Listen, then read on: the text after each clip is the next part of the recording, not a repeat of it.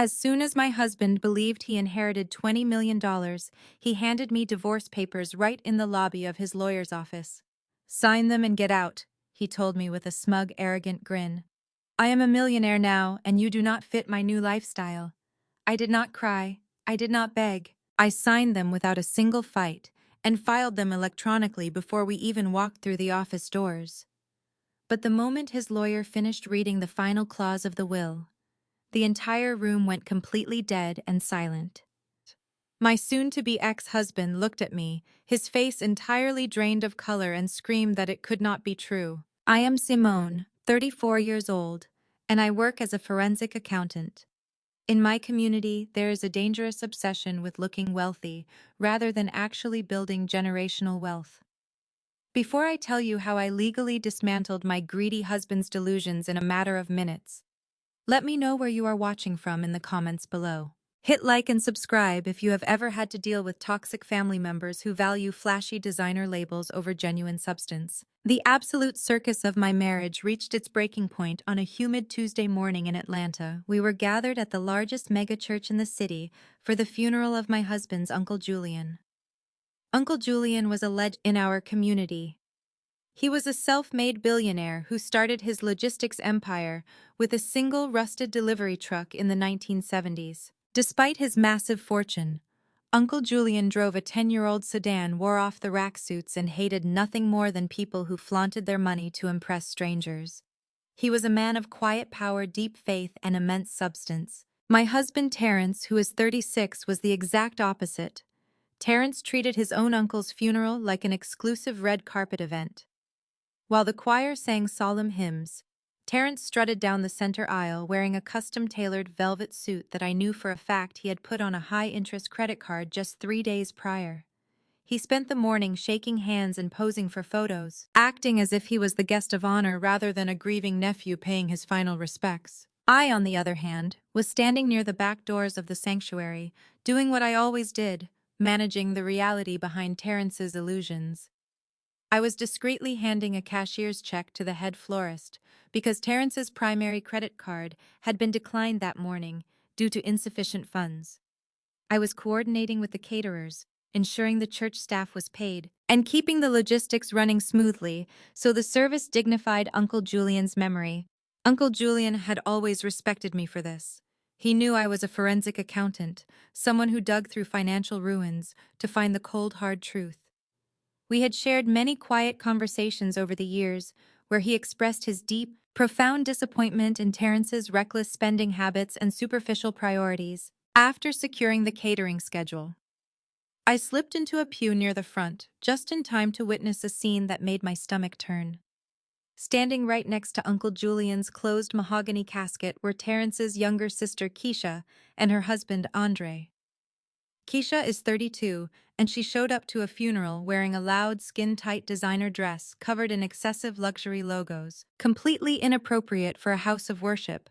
Andre, 35, is a smooth-talking real estate broker whose entire career consisted of selling pipe dreams to vulnerable families in gentrifying neighborhoods, instead of paying their respects or comforting the elder family members in attendance.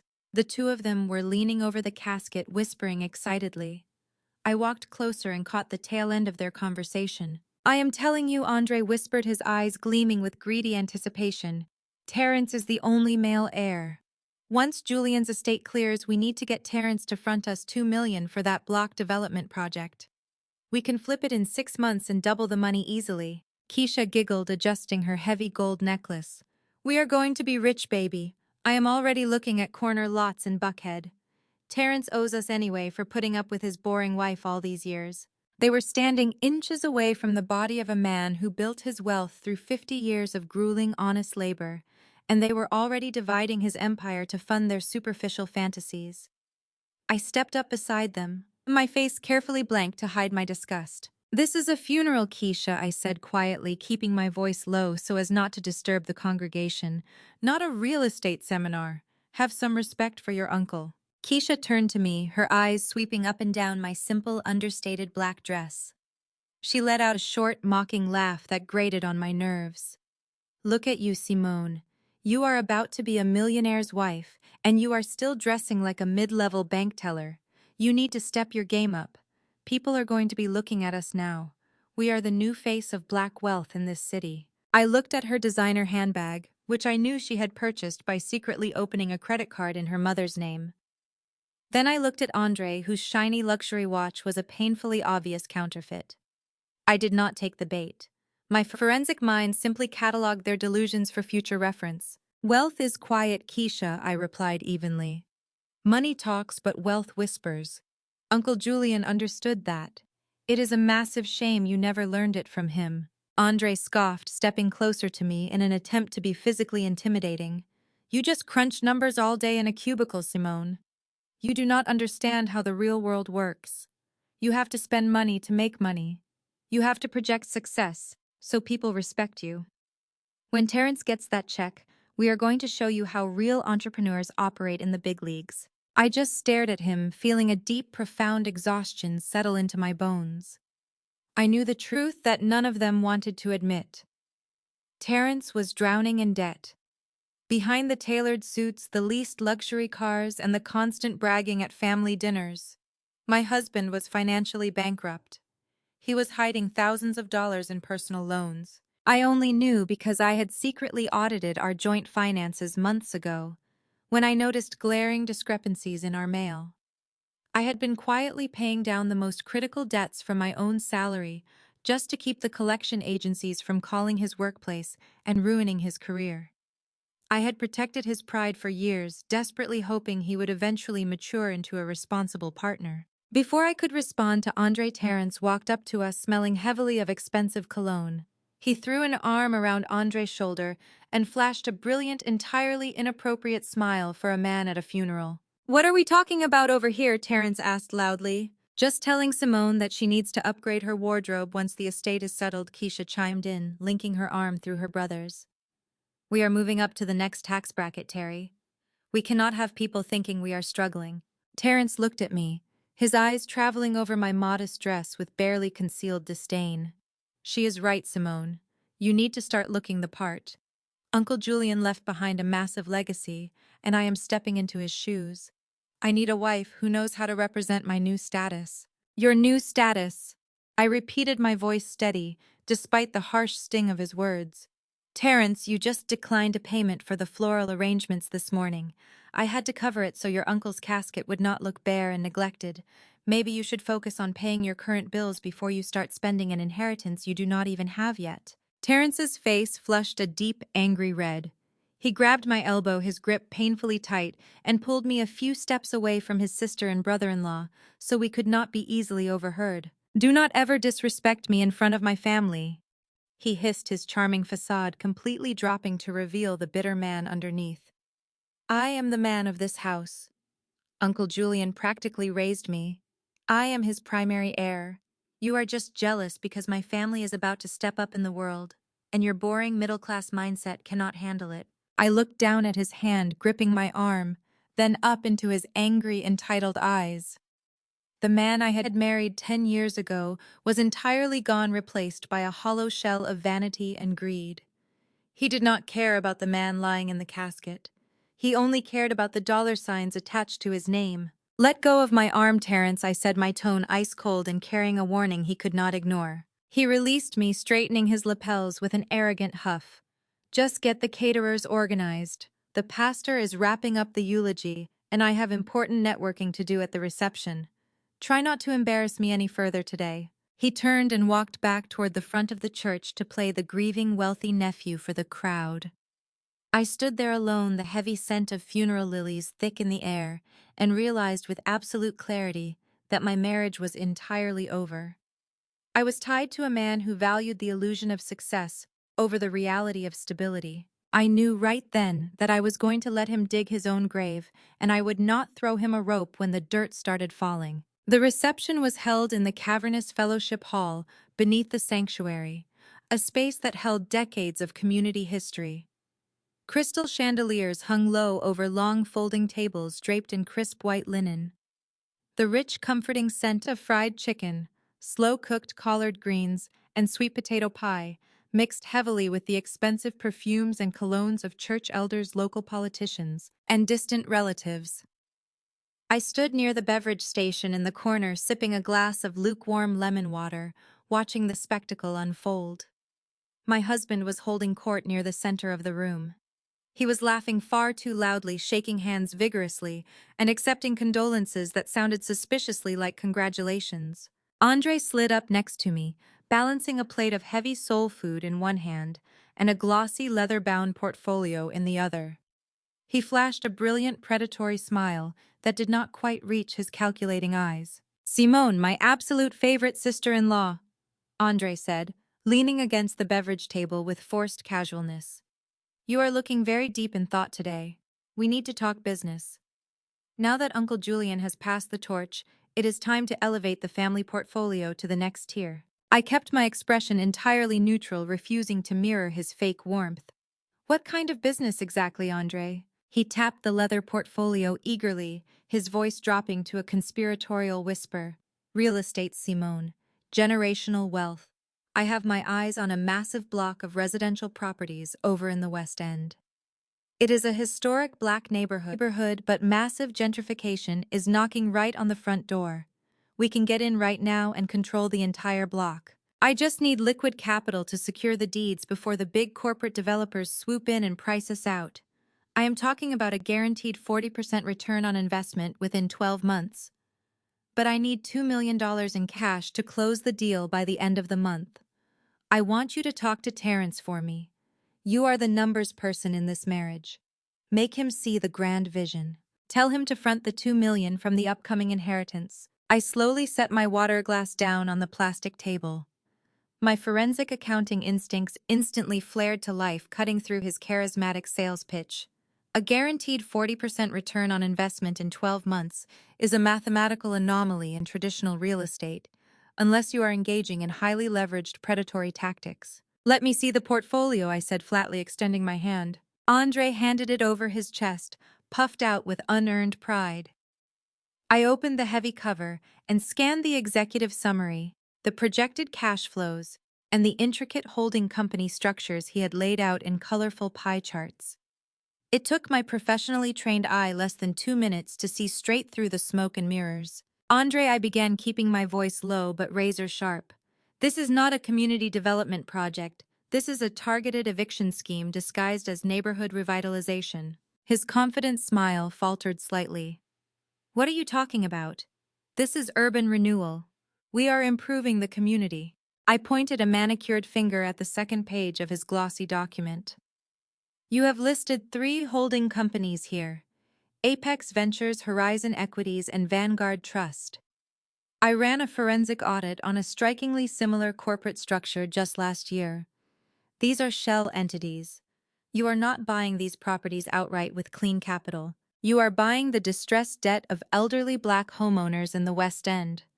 You plan to use Terrence's $2 million to aggressively foreclose on their properties, squeeze them out of the homes they have lived in for decades, and then flip the empty gentrified lots to the highest corporate bidder." Andres' jaw tightened visibly. His eyes darted around the crowded fellowship hall to see if any of the church elders were listening to our conversation. "That is just business, Simone. It is completely legal. It happens every day in this city." "It is predatory," I corrected him coldly.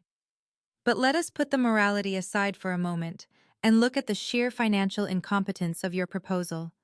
You are promising Terrence a 40% return, but you are calculating that based on phantom equity.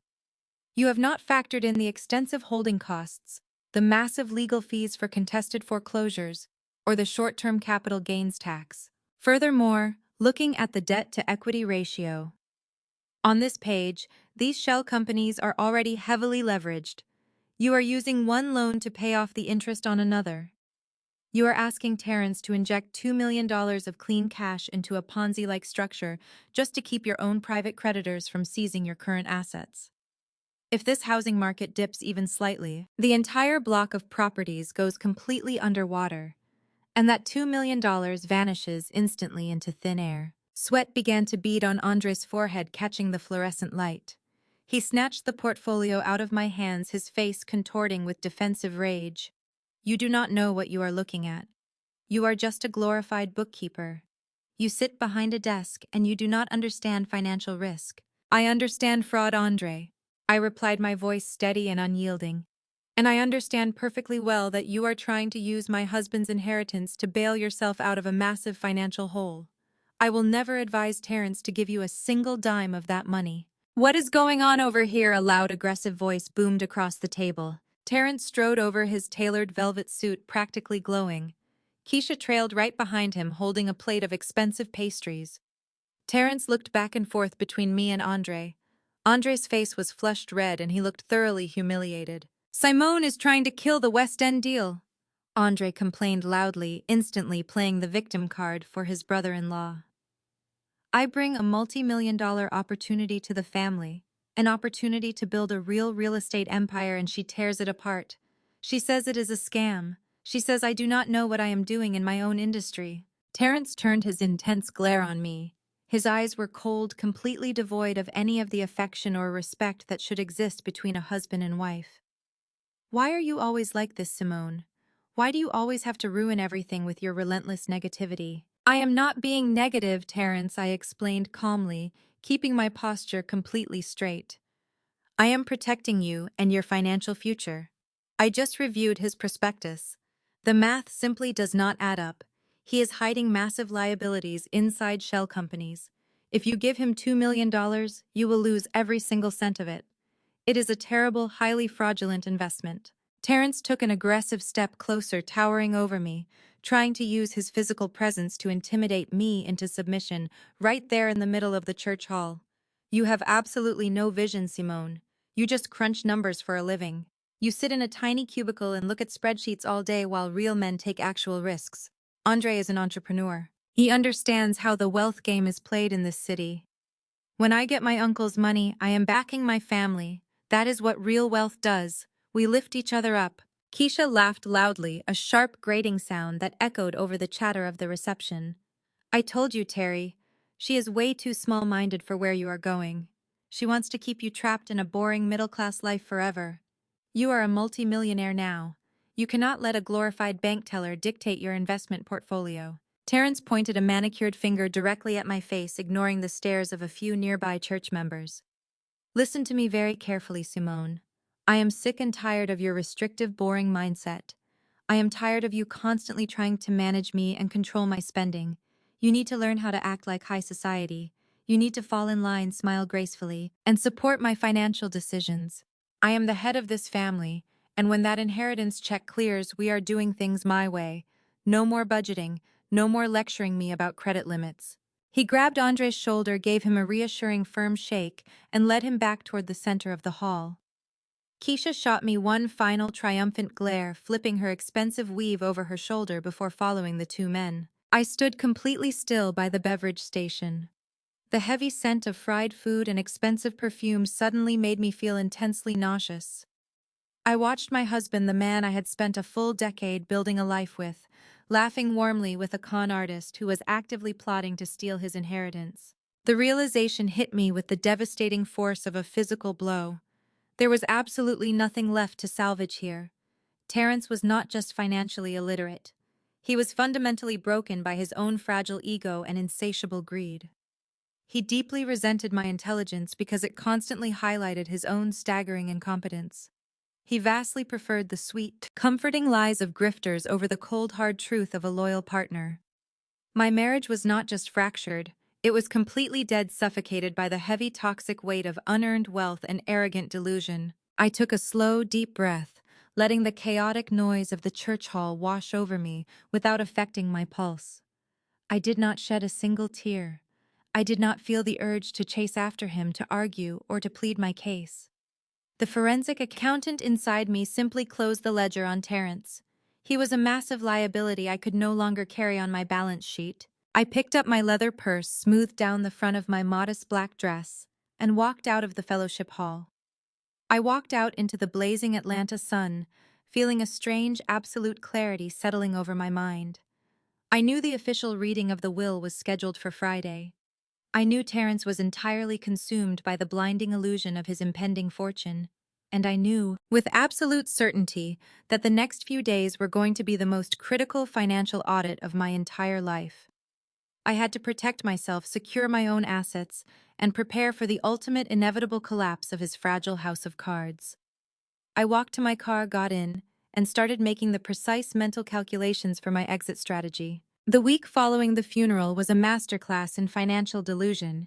The official reading of Uncle Julian's will was scheduled for Friday morning, and in the agonizingly slow days leading up to it, Terrence, Keisha, and Andre completely lost their grip on reality.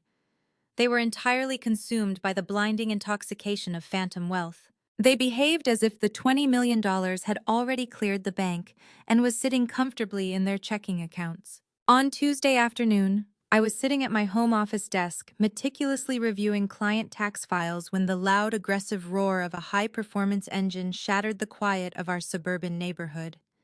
I stood up, walked to the front window, and pulled back the blinds. A brand-new jet-black Mercedes G-Wagon abruptly pulled into our driveway, its massive tires crushing the edge of my carefully maintained flower beds.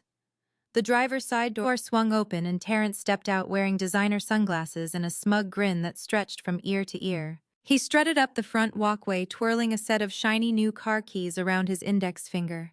When he walked through the front door, I met him in the foyer, my arms crossed tightly over my chest. "Whose car is that, Terrence?" I asked, my voice completely devoid of emotion. "It is my car, Simone," he announced proudly, puffing out his chest. "I just signed the lease agreement an hour ago. The dealership practically rolled out the red carpet for me. It is the top-of-the-line model, fully loaded with every optional upgrade. I told you we are stepping into a new tax bracket. I cannot be pulling up to business meetings in a 5-year-old sedan anymore. I need to project an image of undeniable success to the world." I stared at him, my forensic mind immediately calculating the devastating financial reality of his impulsive purchase. A fully loaded G-Wagon requires an astronomical down payment and carries a monstrous monthly lease obligation. And I knew for a definitive fact that Terrence did not have a single spare dollar in his personal checking account. I had checked his balance that very morning. I was overdrawn by $42. "How did you pay the deposit, Terrence?" I asked softly, stepping closer to him.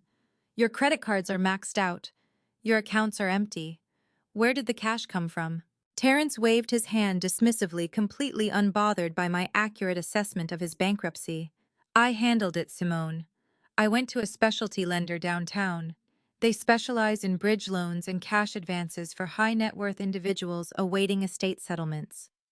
I showed them a copy of Uncle Julian's obituary and explained my status as the primary male heir. They gave me a cash advance to cover the deposit and the first 6 months of lease payments.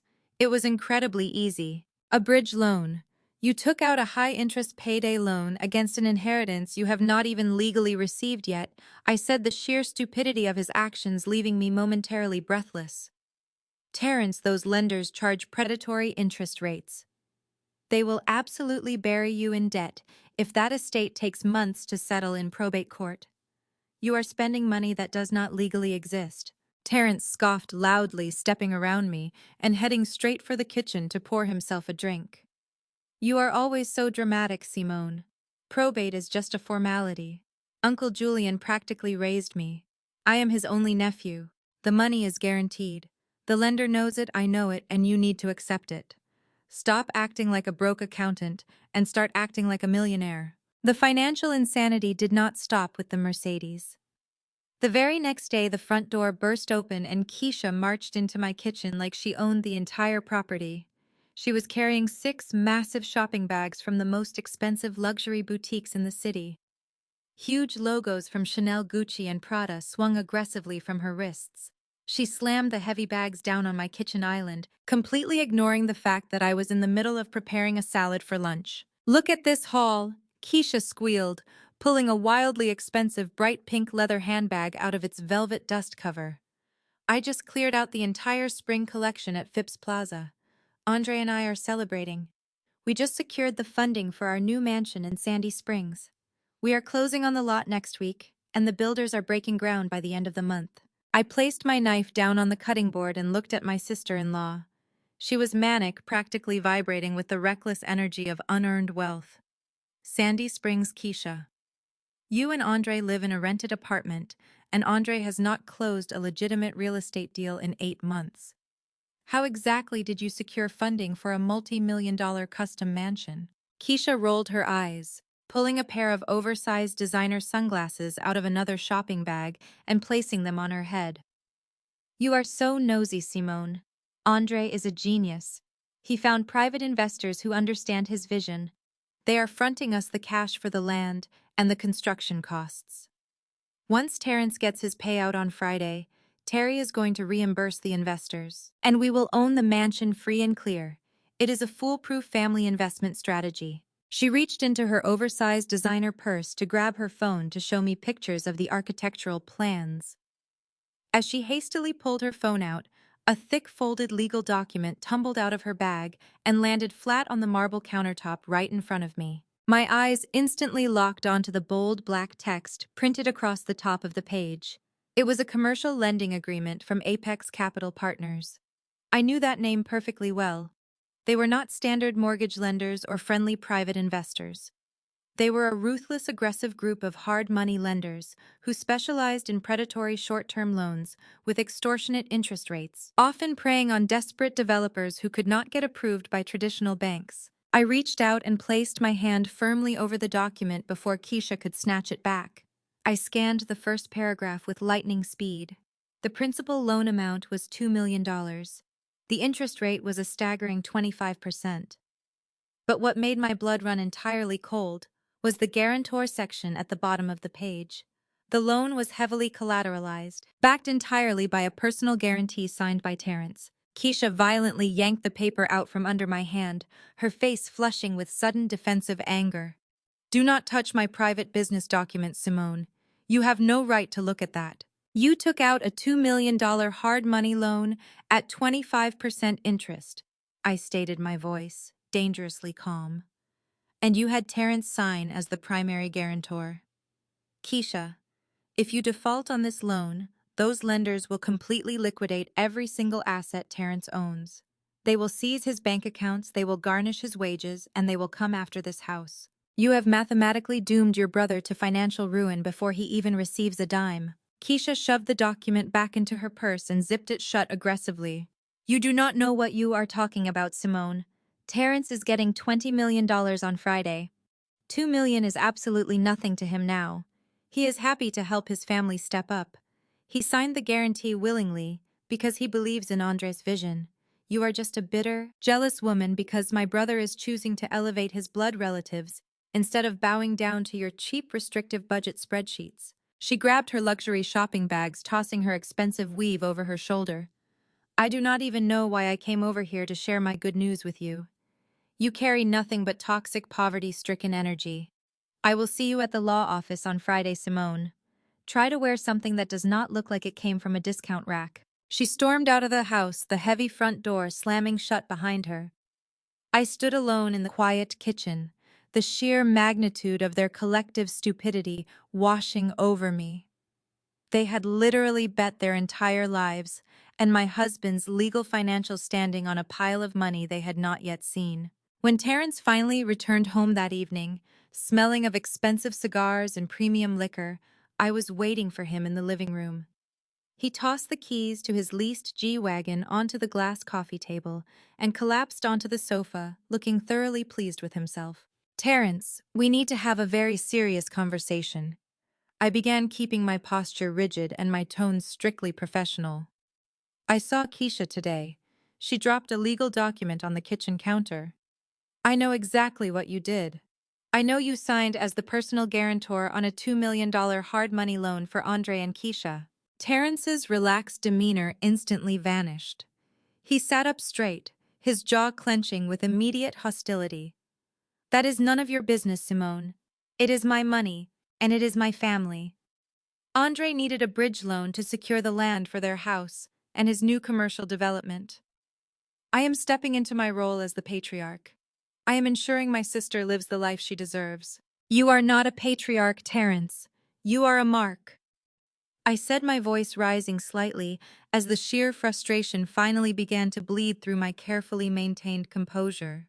You are an easy target for a con artist. Those hard money lenders are predatory. The interest compounds monthly. If probate is delayed, if the estate has tax liabilities, or if the will is contested by any other relatives, that money could be tied up in the legal system for years. Meanwhile, that 25% interest is going to skyrocket. You do not legally have this money yet. You are spending cash that does not exist. You are putting our home, your credit, and your entire future at massive catastrophic risk. Terrence stood up, his towering frame casting a long shadow across the living room. He pointed a finger directly at my chest, his face contorted with arrogant fury. "Uncle Julian practically raised me!" Terrence scoffed, his voice dripping with condescension. "I am his only male heir. The money is completely guaranteed. You are just jealous because my family is stepping up in the world, and you are stuck in your miserable middle-class mindset. You hate seeing us win. You hate seeing Keisha with designer bags, and you hate seeing Andre building a real estate empire because it proves that your safe, boring little accounting career is a complete joke. You have absolutely no vision, Simone. You are a small-minded, terrified woman who is terrified of real wealth." I looked at the man I had married. The emotional gap between us, which had been slowly widening for years, suddenly ripped open into a massive, unbridgeable chasm. He was completely unreachable, entirely consumed by his own grand delusion. He was willing to risk everything we had built to impress people who were actively using him. "You are right, Terrence," I said softly, stepping back and breaking eye contact. "I cannot see your vision. I hope the 20 million is exactly what you expect it to be." I turned and walked away, leaving him standing alone in the living room, with his arrogant pride and his least luxury car keys. I walked straight up the stairs, entered my home office, and locked the door behind me. I sat down at my computer, opened my encrypted financial software, and went to work. I had spent the last 10 years protecting this man from himself, but my shift was officially over. I logged into our joint banking portals. Over the next 3 hours, I meticulously severed our financial ties. I removed my name from every shared credit card to ensure his new luxury purchases could not destroy my pristine credit score. I transferred exactly 50% of our joint savings, the money I had personally earned, and deposited into a secure private account, in my name, only at a completely different banking institution. I froze the joint checking account to prevent him from initiating any unauthorized wire transfers to Andre or his predatory lenders. I even placed a strict fraud alert on my social security number to guarantee he could not open any new lines of credit using my pristine financial history as leverage. I compiled a comprehensive digital dossier of all his hidden debts, the payday loan documentation for the Mercedes, and the catastrophic financial exposure from Keisha's hard money loan guarantee.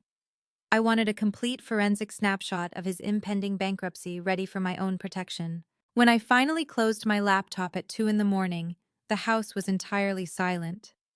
The emotional attachment I once had to my husband was completely eradicated, replaced entirely by cold, calculated survival instinct. I had successfully insulated myself from the blast zone of his financial implosion. All that remained was to wait for Friday morning walk into that downtown law office and watch his meticulously constructed house of cards collapse under the crushing weight of his own monumental greed. Friday morning arrived with a suffocating heavy humidity that clung to the Atlanta skyline, but the atmosphere inside my car was entirely freezing. I drove my sensible sedan through the downtown traffic, keeping my eyes fixed straight ahead. Terrence had refused to ride with me. He insisted on driving his leased Mercedes G-Wagon, claiming he needed to arrive at the law firm, projecting the aura of a man who commanded a $20 million empire. I watched him pull into the valet lane of the towering glass-fronted skyscraper ahead of me. He tossed the keys to the attendant with an arrogant flick of his wrist, not bothering to look the young man in the eye. I parked my car in the adjacent deck and walked toward the grand entrance of the building. The law office of Mr. Sterling occupied the entire top floor of the high-rise, a prestigious fortress of dark mahogany, polished marble, and quiet generational power. It was exactly the kind of environment Uncle Julian respected, and exactly the kind of place Terrence was desperately trying to conquer. When I walked through the revolving glass doors and into the expansive sunlit lobby, I spotted them immediately.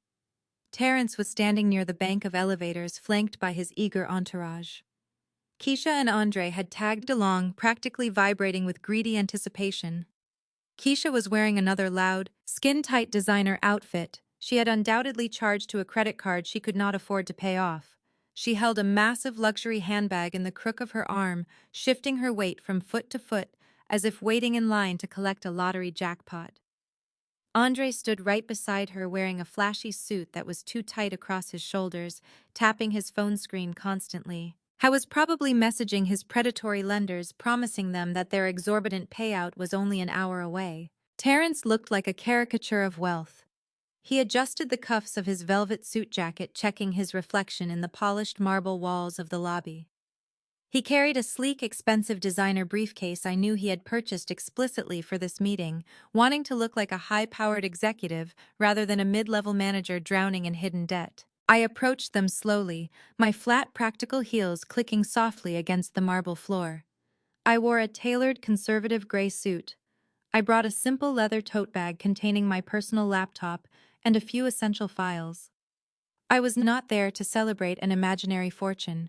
I was there to observe a financial execution. As I reached the elevator bank, Terrence turned to face me. The smug, self-satisfied grin he had been wearing all morning suddenly vanished, replaced by an expression of cold, calculated hostility. He held his hand up, signaling Keisha and Andre to step back slightly. "Hold on a minute," Terrence said, his voice echoing slightly in the vast, empty space of the lobby.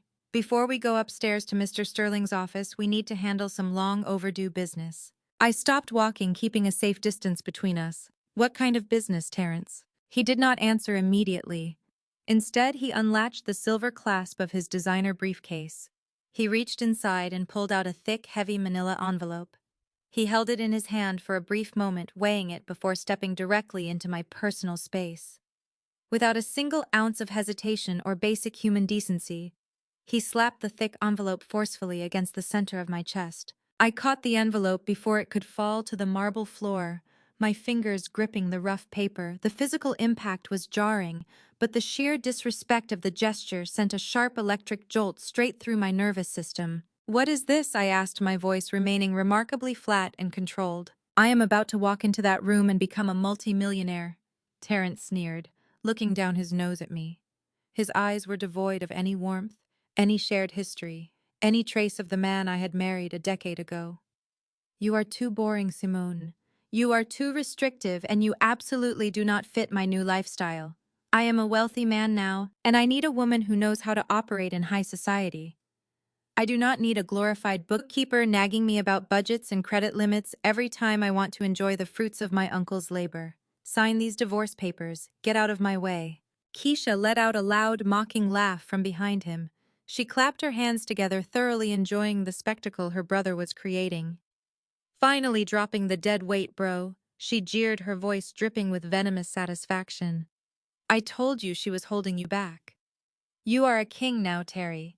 You do not need a peasant dragging down your brand." Andre chuckled, crossing his arms over his chest. "About time, man. You need to secure the bag and cut off the liabilities." I stood completely still in the center of the opulent lobby, the manila envelope heavy in my hands. For one fleeting, blinding second, a sharp wave of agonizing pain hit my chest. It was the painful, inevitable death rattle of a 10-year marriage. This was a man I had loved, a man I had protected from his own destructive impulses, a man I had sacrificed my own peace of mind to support. And he was discarding me in a public lobby, like a piece of worthless trash, simply because he believed he was about to cash a check he did not earn. But that flash of emotional pain lasted for exactly 1 second. Instantly, the highly trained, deeply analytical forensic accountant inside my brain took absolute control. The emotional center of my mind shut down, locking away the hurt and the betrayal behind a solid steel vault of logic and calculation. I was no longer a discarded wife standing in front of a cruel husband. I was an auditor reviewing a hostile contract. I looked down at the thick envelope. I slowly pulled the metal clasp open and slid the thick stack of legal documents out into the open. I flipped past the cover letter and scanned the primary petition. My eyes moved rapidly over the dense legal jargon, absorbing the specific clauses and stipulations Terrence and his newly hired lawyer had drafted. It was a standard, uncontested petition for the dissolution of marriage. I read the asset division proposal, Terrence was requesting a clean, absolute break. He wanted to walk away with zero spousal support obligations, zero shared debts, and zero claims on any future assets acquired after the date of signing. He had specifically included a comprehensive waiver of any right I might have to claim a portion of his impending inheritance. The strategy was painfully transparent, driven entirely by his massive ego and his desperate overriding greed. He was absolutely terrified that I would try to take a percentage of Uncle Julian's $20 million in a contested divorce settlement. He wanted me to sign away my rights immediately right here in the lobby, before the will was officially read, and the exact monetary figures were put on the public record. He thought he was executing a brilliant, ruthless corporate maneuver. I thought I would be too devastated, too heartbroken, or too intimidated to fight back. He expected me to cry, to beg for another chance to make a scene in the lobby that he could use to further justify his cruel decision. He expected me to cling to him because in his deeply flawed mind he was the ultimate prize. I continued to read the document, checking the specific jurisdictional statutes cited in the petition. I noted the date, the venue, and the final signature line where he had already scrawled his arrogant, oversized signature in bright blue ink. He had already signed it. He had already legally committed to the separation under penalty of perjury. All the petition required to become fully actionable was my signature and an official filing stamp from the county clerk. Simone Terrence snapped, his patience wearing thin, as I silently reviewed the paperwork. "Did you not hear me? I said sign the papers. I am not walking into Mr. Sterling's office with you as my wife. I am walking in there as an independent, wealthy man. Do not make this difficult. You know you cannot fight my legal team. Just take your meager savings and go back to your boring little life." I looked up from the legal documents and met his hostile gaze. I looked at the way his chest puffed out with unearned pride. I looked at Keisha, who was smirking at me, entirely oblivious to the catastrophic hard money loan that was about to ruin her life. I looked at Andre, the con artist, who thought he had just secured a $2 million payout for a fraudulent real estate scheme. They were all standing on a trap door, holding a lit match, entirely unaware that the floor beneath them was soaked in gasoline. Terrence wanted a clean break. He wanted me out of his life, so he could recklessly burn through Uncle Julian's legacy without my constant, frustrating voice of reason holding him back. He thought this document was his ultimate ticket to freedom and unrestrained luxury. He had absolutely no idea that his demand for a divorce was the exact trigger that would activate his own total destruction. He did not know Uncle Julian. He did not know the quiet conversations I had shared with the billionaire logistics magnate. He did not know that Uncle Julian despised flashy, arrogant men who abandoned loyalty for the illusion of status. I felt a cold, sharp smile begin to form in the very back of my mind, though I kept my face an impenetrable mask of stoic compliance. I held the stack of papers firmly in my hands. The terms were completely clear. The uncontested nature of the petition was legally flawless. Terrence wanted to be a single man before he walked into that conference room, and I was going to give him exactly what he wanted. I reached into my tailored gray suit jacket and retrieved my favorite heavy brass fountain pen. It was a gift I had bought for myself when I passed my forensic accounting certification exams. It was a tool I used only for signing official life-altering documents. Terrence's eyes widened slightly as I uncapped the pen. He had prepared himself for a hysterical argument. He had braced himself for tears and pleading. He was entirely unprepared for my cold, mechanical efficiency. I placed the thick stack of divorce papers flat against the smooth, polished marble wall of the lobby. The stone was cool under the paper. I smoothed down the bottom edge of the final page, exposing the blank signature line designated for the respondent. I did not hesitate. I did not pause to mourn the decade I had wasted trying to fix a man who fundamentally refused to be fixed. I pressed the nib of the fountain pen firmly to the paper. The smooth black ink flowed from the gold nib of my fountain pen, staining the crisp white paper with absolute permanence. I did not let my hand tremble. I did not allow a single gasp or sigh to escape my lips. I traced the curves and sharp angles of my signature with the same mechanical precision I used when signing off on a multi-million-dollar corporate audit. With every stroke of the pen, I was meticulously severing my legal and financial ties to a man who had become a catastrophic liability. When I finished my signature on the final page of the uncontested divorce petition, I placed the cap back onto my fountain pen with a sharp, definitive click. The sound echoed softly against the expansive marble walls of the law firm lobby. I turned away from the wall and handed the thick stack of legal documents back to Terence. I looked him dead in the eye. I did not shed a tear. I did not offer a single word of protest. I did not beg him to remember our wedding vows, our shared history, or the decade of my life I had dedicated to keeping him afloat. Terence reached out and took the papers, his hands slightly rigid. For one fleeting second, a flicker of genuine shock crossed his perfectly groomed face. He had braced himself for a loud, emotional confrontation. He had expected me to dissolve into a puddle of desperate tears, to grab his arm and plead with him to reconsider. His fragile, inflated ego desperately craved the validation of a weeping wife begging to stay in his life. My absolute stone-cold silence completely threw him off balance, but true to his narcissistic nature, Terence quickly recovered. His momentary confusion melted away, instantly replaced by a smug, arrogant grin that stretched across his face. He looked down at my wet signature on the dotted line and chuckled under his breath. He actually believed my lack of resistance was a sign of total defeat. I thought I was simply too intimidated by his powerful new status to put up a fight. "Look at that," Terence sneered, tapping the paper with his index finger. "No drama, no expensive legal battles, no fighting over the furniture. Just a clean, sharp break. You finally did something smart, Simone. You knew you could not go toe-to-toe with my new legal team. It is better for you to just walk away quietly and let me ascend to my rightful place." Keisha let out a loud, obnoxious cheer, clapping her hands together. Her heavy gold bracelets jingled noisily in the quiet lobby. "I am so proud of you, Terry," she beamed, leaning over his shoulder to look at the signed document. "You are finally free. We need to pop a bottle of champagne the second we leave this building. You are a single wealthy man now. The world is entirely yours." Andre smirked, checking his fake luxury watch. "All right, let us wrap this up and get upstairs. We have $20 million waiting for us, and I have a real estate developer waiting for a wire transfer." Terence began to fold the documents, preparing to slide them back into his designer briefcase.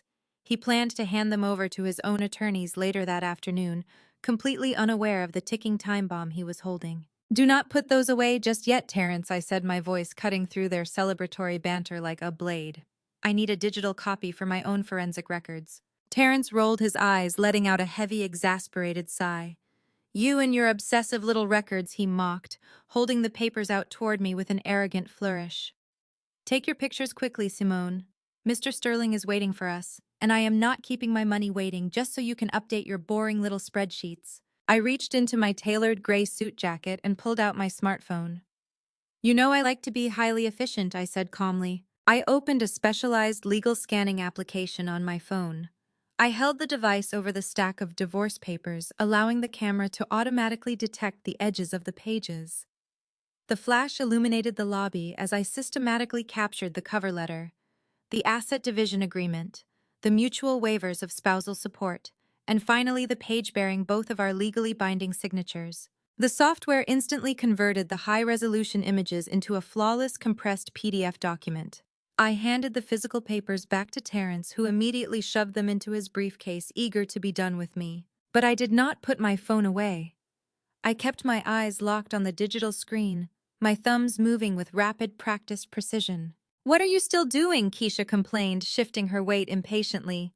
"You got your pictures. Let us go upstairs." I ignored her completely. I opened my mobile web browser and navigated directly to the state judicial e-filing portal. As a certified forensic accountant who frequently provided expert testimony and submitted financial audits to the court, I possessed secure registered credentials for the electronic filing system. I logged into my verified account, the encrypted portal loading instantly on my screen. I selected the option to initiate a new family law case. I uploaded the pristine PDF of the uncontested divorce petition I had just scanned. The system prompted me to confirm that both parties had signed willingly and that all asset divisions were mutually agreed upon. I checked the confirmation boxes one by one. The petition clearly stated that Terence and I were seeking an immediate, clean dissolution of a marriage, waiving all rights to each other's current and future assets, including any impending inheritances. Terence had drafted this document specifically to lock me out of his Uncle Julian's fortune. He had demanded a watertight barrier between my bank account and his impending $20 million. I was simply honoring his aggressive request with maximum efficiency. The final screen on the judicial portal requested payment for the administrative processing fees. I pulled out my corporate credit card typed in the 16-digit number, the expiration date, and the security code. The total came to exactly $250. I paused for a fraction of a second, my thumb hovering directly over the bright green submit button on the screen. This was the point of no return. Once the document entered the judicial server, the timestamp was absolute, and the legal separation was officially logged into the state registry. I looked up at Terence one last time. He was admiring his own reflection in the lobby window, running a hand over his freshly trimmed beard, entirely consumed by the fantasy of his own greatness. I pressed the button. The screen displayed a loading icon for a few tense seconds before transitioning to a bright, undeniable confirmation page. A digital receipt populated the screen, displaying a newly assigned docket number and a massive bold timestamp at the very top of the page. "Done," I said calmly, my voice steady and clear. Terence turned away from the window, raising an eyebrow at my tone. "What is done?" I stepped forward and held my phone up directly in front of his face. I made sure the screen was close enough that he could read the bold black text of the judicial confirmation page. "I just submitted our signed petition directly to the county clerk through the state e-filing portal," I explained, articulating every single word with deliberate, chilling precision. "The payment has cleared. The document is officially on the court docket." I pointed to the top of the digital receipt. "As of exactly 10:14 a.m., we are legally separated, and our uncontested divorce is permanently filed with the state. The mutual waiver of assets is fully active. Congratulations, Terence. You got exactly what you demanded. You are officially a single millionaire." Terence stared at the screen for a moment, his brain slowly processing the information. He looked at the official state seal on the digital receipt, then looked back up at me. Instead of showing any concern, a massive, arrogant laugh erupted from his chest. He threw his head back, thoroughly amused by my actions. He actually thought I had done him a massive favor by expediting his freedom. He reached up and straightened his expensive silk tie, his chest swelling with pride. "You really are an obsessive, efficient little robot, Simone." He chuckled, shaking his head. "I was going to drop those off with my lawyer this afternoon, but you just saved me a trip across town." Andre slapped Terence on the shoulder, laughing along with him. "See, Terry, even on her way out the door, she is still doing your administrative paperwork for you. You really had her trained well." Keisha rolled her eyes, already walking toward the elevator bank. "Whatever. Who cares how it got filed? The dead weight is officially cut. Now we can go get this money without anyone trying to claim a percentage of the pie. Let us go upstairs. Mr. Sterling is waiting for us." Terence looked at me, a cruel, dismissive smirk dancing on his lips. He buttoned the front of his tailored velvet suit jacket. "Best $250 you ever spent, Simone?" He laughed, his voice dripping with absolute arrogance. "Consider it your final contribution to my success. Now, if you will excuse me, I have a $20 million empire to claim. Try not to cry in the elevator." He turned his back on me and strode confidently toward the elevators, completely oblivious to the catastrophic reality of what had just occurred.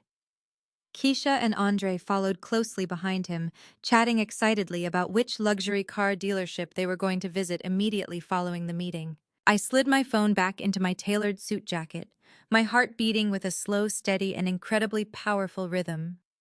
I walked behind them, stepping into the elevator cab as the brass doors slid open. Terence pressed the button for the top floor, standing at the front of the elevator like a conquering king. I believed he had executed a flawless, ruthless strategy.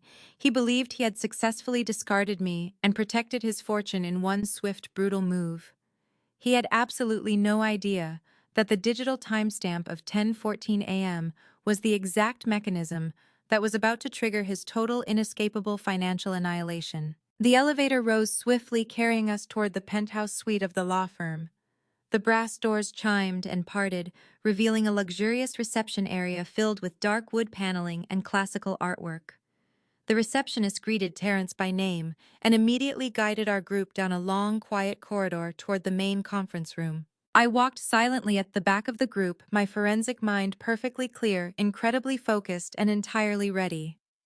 We stepped through the heavy double doors and walked into Mr. Sterling's office. The room was a master class in quiet generational intimidation. A massive solid oak conference table dominated the exact center of the space, surrounded by high-backed black leather chairs that smelled of rich polish and decades of high-stakes corporate negotiations. Floor-to-ceiling windows offered a commanding, unobstructed view of the Atlanta skyline, serving as a visual reminder of the immense financial power held within these soundproof walls. Sitting perfectly straight at the head of the oak table was Mr. Sterling. He was a sharp, impeccably tailored attorney in his late 60s. His silver hair was cut meticulously close to his scalp, and his dark, intelligent eyes missed absolutely nothing. He possessed the kind of no-nonsense, highly authoritative presence that commanded immediate, unconditional respect from everyone who entered his domain. Mr. Sterling did not stand when we entered the room. He remained seated with his hands folded neatly over a thick leather-bound folio resting flat on the table. His sharp gaze methodically swept over the group. I watched his eyes track Terence as my husband strutted into the room, practically vibrating with arrogant, nervous energy in his custom velvet suit. Mr. Sterling then looked at Keisha, taking in her loud, skin-tight designer dress, and the aggressively large luxury handbag she dumped unceremoniously onto the polished oak table. His gaze shifted smoothly to Andre, briefly lingering on the flashy, oversized counterfeit watch sliding out from under the real estate broker's tight suit cuff. Mr. Sterling did not say a single word, but the slight, almost imperceptible tightening of his jaw spoke volumes. He was a man who had helped build a legitimate billionaire empire from the ground up, and he was currently looking at three people who treated that sacred legacy like a winning lottery ticket they found on the sidewalk. Finally, Mr. Sterling's eyes found me. I took a seat at the far end of the table, deliberately putting maximum physical distance between myself and Terrence's entourage. I placed my simple leather tote bag on the floor, crossed my ankles, and folded my hands perfectly still in my lap. I wore my tailored conservative gray suit. I displayed no jewelry other than my wedding band, a piece of metal that would soon be entirely legally irrelevant. Mr. Sterling offered me a brief, deeply respectful nod. He recognized my stoic professional demeanor. He knew I was a forensic accountant, and he knew I was not sitting there to celebrate an unearned, flashy payout. "Let us begin," Mr. Sterling said, his deep, resonant voice instantly silencing the excited, greedy whispers coming from Keisha and Andre. "We are gathered here today for the official reading of the last will and testament of Julian Hayes. Before we proceed to the specific distribution of financial assets, Julian left very explicit legal instructions that a personal preamble must be read aloud in its entirety to all parties present in this room." Terence let out a heavy, exaggerated sigh, leaning back in his luxurious leather chair and crossing his arms aggressively over his chest. He rolled his eyes, making absolutely no effort to hide his supreme impatience. "Just get on with it, Mr. Sterling. We all know Uncle Julian loved to give a good long lecture. Let us hear the final sermon so we can finally get to the business at hand." Mr. Sterling completely ignored Terrence's blatant disrespect. He calmly opened the thick leather folio, adjusted his reading glasses on the bridge of his nose, and began to read Uncle Julian's final words. The letter was incredibly candid, striking with surgical precision at the very heart of the toxic family dynamics. "To my family," the letter read flawlessly in Mr. Sterling's commanding, unwavering tone. "If you are sitting in this room, it means my time on this earth has officially concluded. I am leaving behind a vast financial legacy, a massive empire of logistics and transportation that I built entirely with my own two hands. But before a single dollar of wealth is transferred, I need you to understand exactly what this money represents. I did not inherit a dime. I started in the 1970s with one rusted second-hand delivery truck. I drove that truck through a segregated South. I worked 70-hour weeks sleeping in the cramped cab of my vehicle because I could not afford a cheap motel room. I sacrificed my youth, my physical health, and my comfort to build something bulletproof that could outlast me. Mr. Sterling paused for a fraction of a second, letting the immense weight of the historical words settle over the cold conference room. I looked at Terence. He was actively checking his reflection in the dark glass of his smartphone screen, completely ignoring the profound blood-soaked history being read directly to him. Mr. Sterling continued reading. I built this empire as a black man in America, facing monumental systemic barriers at every single turn. Every dollar in my estate was earned through grueling, relentless labor, strategic discipline, and absolute financial integrity. I created real generational wealth. Wealth that buys actual land wealth, that builds sustainable businesses. Wealth that empowers our community and provides solid, reliable jobs for hundreds of families. Real wealth is quiet. Real wealth builds strong foundations. Real wealth does not need to scream for attention or beg for validation because its power is undeniable. Mr. Sterling turned the heavy parchment page and his tone shifted, becoming noticeably sharper and infinitely colder. However, Julian wrote, I have watched with profound, heartbreaking disappointment as the younger generation of my family has completely abandoned the core principles of actual wealth creation. I have watched you embrace a toxic, superficial culture of fake luxury and loud vanity. You lease vehicles you cannot afford to own. You buy clothing covered in designer logos to impress absolute strangers on the internet. You prioritize the cheap, fleeting illusion of looking rich over the difficult, unglamorous daily work of actually becoming rich. Keisha shifted uncomfortably in her leather chair, pulling her massive designer handbag slightly closer to her body, as if the words were physically attacking her. Andre cleared his throat loudly, suddenly finding the polished wood grain of the conference table incredibly fascinating. Mr. Sterling read on, delivering Uncle Julian's posthumous judgment without a single shred of mercy. Terence, Keisha, I have watched you both mistake arrogance for achievement.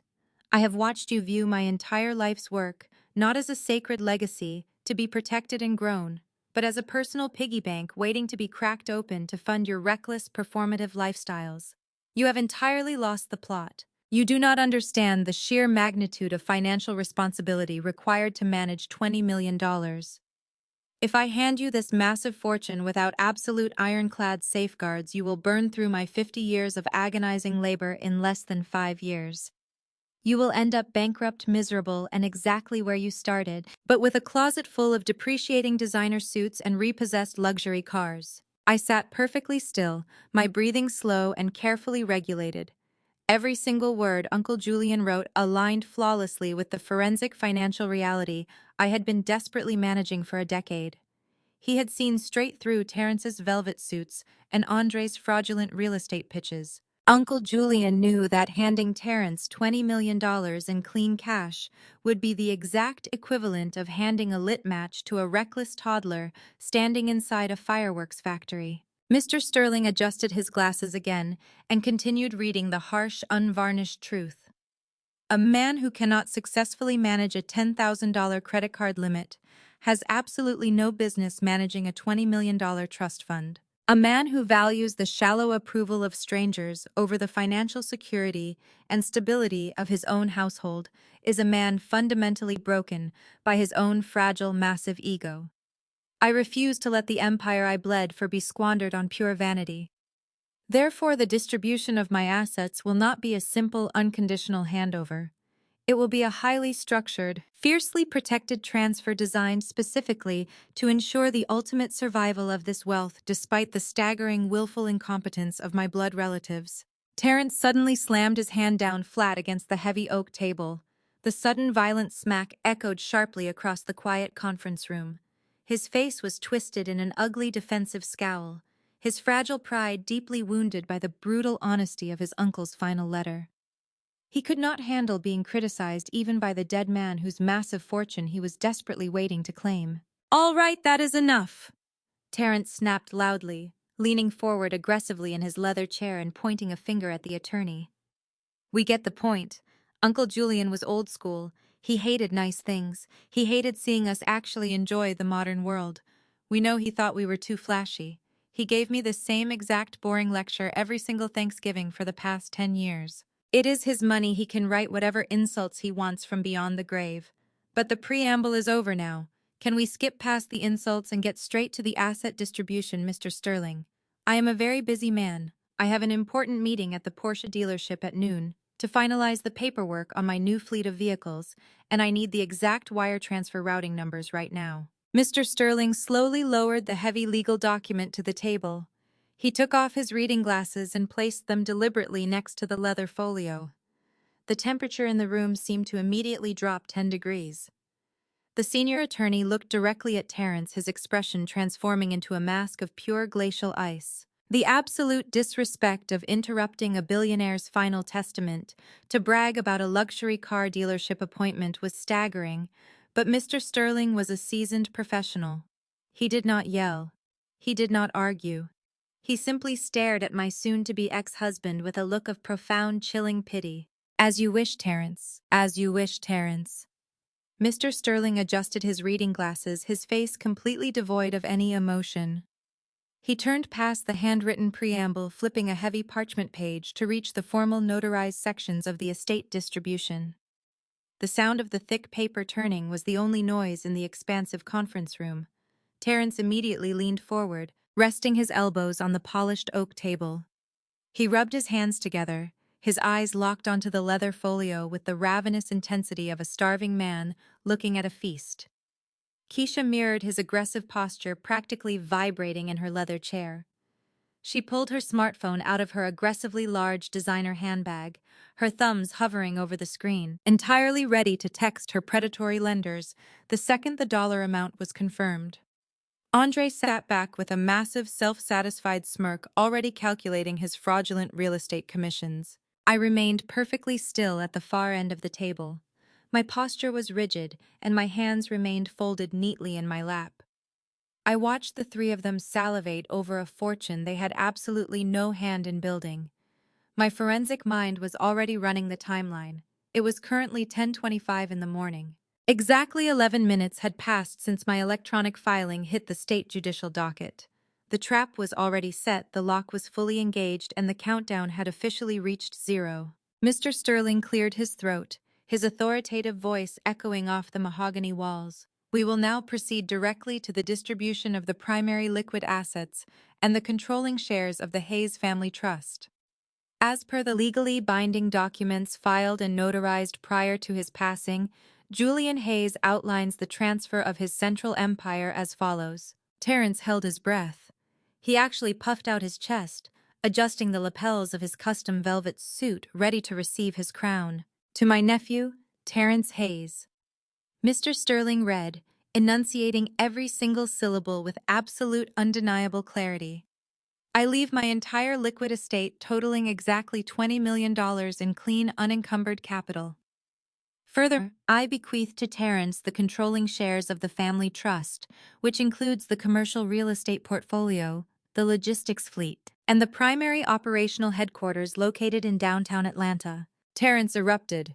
He slammed his fist down on the heavy oak table in a massive display of arrogant triumph. He pumped his fist into the air, letting out a loud, aggressive shout of pure victory. "I knew it," Terence yelled, pointing a finger at Mr. Sterling. "I absolutely knew it. I am the king of this family now." Keisha let out an ear-piercing squeal that shattered the quiet dignity of the law office. She jumped out of her chair, throwing her arms around Terence's neck. "We are rich, Terry. We are multi-millionaires." She pulled out her phone, her manicured fingers flying across the screen. "I am calling the dealership right now. We are upgrading the G-Wagon to the Maybach. We are buying the corner lot in Sandy Springs today." Andre stood up and aggressively slapped Terence on the back, his fake luxury watch catching the light from the floor-to-ceiling windows. "That is what I am talking about, Terry. You secured the bag. The West End development project is officially greenlit. We are going to take over this entire city. You are a titan now, man. A real estate titan." They celebrated like they had just won the Super Bowl. They were loud, obnoxious, and completely lacking any basic reverence for the man who had just been lowered into the ground hours prior. Terence looked down the length of the conference table directly at me. His face was flushed with adrenaline and overwhelming greed. His eyes were wide and manic, completely drunk on the illusion of his own supreme power. Did you hear that Simone Terrence sneered, his voice dripping with venomous condescension? $20 million, liquid capital, commercial real estate, controlling shares. You thought I was a failure because I had a few maxed out credit cards. You tried to lecture me about budgets and financial risk. Look at me now. I am a tycoon. I do not need your restrictive, poverty-stricken mindset anymore. You should have played your cards better. Now you get absolutely nothing. You get to walk away with your cheap gray suit and your boring little accounting job. I did not flinch. I did not blink. I simply looked at him, my face a completely blank mask of forensic detachment. I did not need to say a single word. I knew exactly what was printed on the next page of that heavy leather folio. Mr. Sterling did not raise his voice, but the sudden sharp crack of his palm hitting the oak table cut through their obnoxious celebration like a gunshot. The senior attorney raised his hand, his expression turning into a mask of pure, unadulterated fury. "Sit down and remain completely silent," Mr. Sterling commanded. His voice held the absolute terrifying authority of a judge handing down a life sentence. "The distribution clause is not complete." Terrence's triumphant smile faltered slightly. He slowly lowered himself back into his leather chair, casting a confused, irritated glance at his sister. Keisha stopped typing on her phone, her thumbs hovering over the screen. Andre slowly crossed his arms, his posture instantly becoming defensive. Mr. Sterling waited until the room was entirely dead and silent. He adjusted his glasses, looking directly at Terrence with a gaze that could freeze boiling water. "The $20 million and the controlling shares of the trust are allocated to Terrence," Mr. Sterling read, emphasizing the crucial pivot in the legal language. However, the word hung in the air, heavy and lethal. However, Mr. Sterling continued reading Uncle Julian's precise, calculated words. "I have watched Terrence make disastrous financial decisions for a decade. I am fully aware of the hidden personal loans, the maxed-out credit cards, and the pathetic attempts to project a lifestyle he cannot actually afford. The only reason my nephew is not currently sitting in a federal bankruptcy court is due to the brilliant, tireless financial management of his wife, Simone." Terrence stiffened. His hands gripped the armrests of his chair so tightly his knuckles turned completely white. "Simone is a certified forensic accountant," Mr. Sterling read on, his voice steady and relentless. "She understands the sacred mechanics of genuine wealth. She understands compliance, risk mitigation, and fiduciary responsibility. More importantly, she possesses the moral fortitude to say no to greedy, opportunistic parasites who seek to drain family resources. I have secretly reviewed her financial auditing over the years. She has single-handedly kept Terrence from total financial ruin. She is the only protective barrier standing between my life's work and absolute catastrophic bankruptcy." Keisha's mouth dropped open. She stared at me, her eyes wide with sudden, unadulterated shock. She had spent the entire morning calling me dead weight, and now she was listening to a billionaire explicitly credit me for saving her brother's life. Therefore, Mr. Sterling read, arriving at the ironclad core of the legal document. "The $20 million liquid estate and all controlling shares are granted to Terrence on one strict, non-negotiable condition.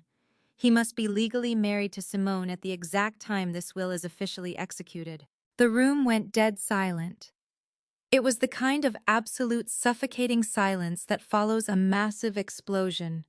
The air was instantly sucked out of the conference room. Terrence's triumphant smile vanished entirely.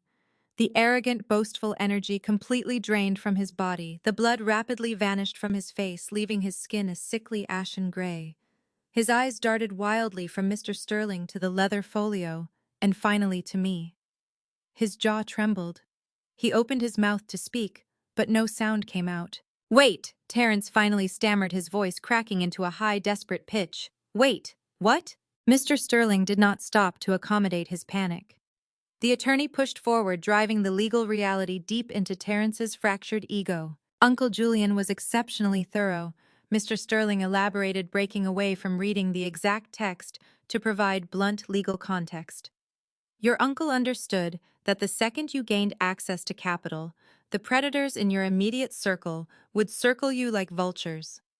He specifically named Andre in a separate addendum, noting his deep concerns regarding fraudulent real estate schemes and highly leveraged commercial debt. Julian knew that without Simona's forensic oversight, you would easily fall victim to predatory lenders and shell company scams. He established a protective structural barrier around his legacy. The money was never truly yours, Terrence. It was always contingent upon Simone's continued presence as your legal and financial anchor. Terrence was hyperventilating. His chest heaved against his custom velvet suit. He looked like a man who had just stepped off a cliff and was suspended in midair, waiting for gravity to pull him down to his death. He turned to me, his eyes wide, pleading and completely terrified. "But we are married!" Terrence gasped out, his voice shaking with raw, unadulterated panic. He pointed a trembling finger at me. "Simone, tell him. We are legally married. You are my wife. We are a team. We are going to manage this money together just like Uncle Julian wanted.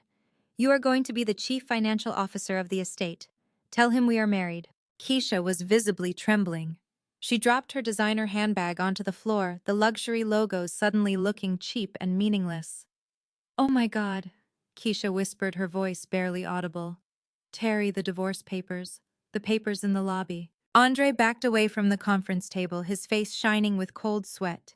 He bumped into the mahogany credenza, his hands desperately gripping the edge of the wood.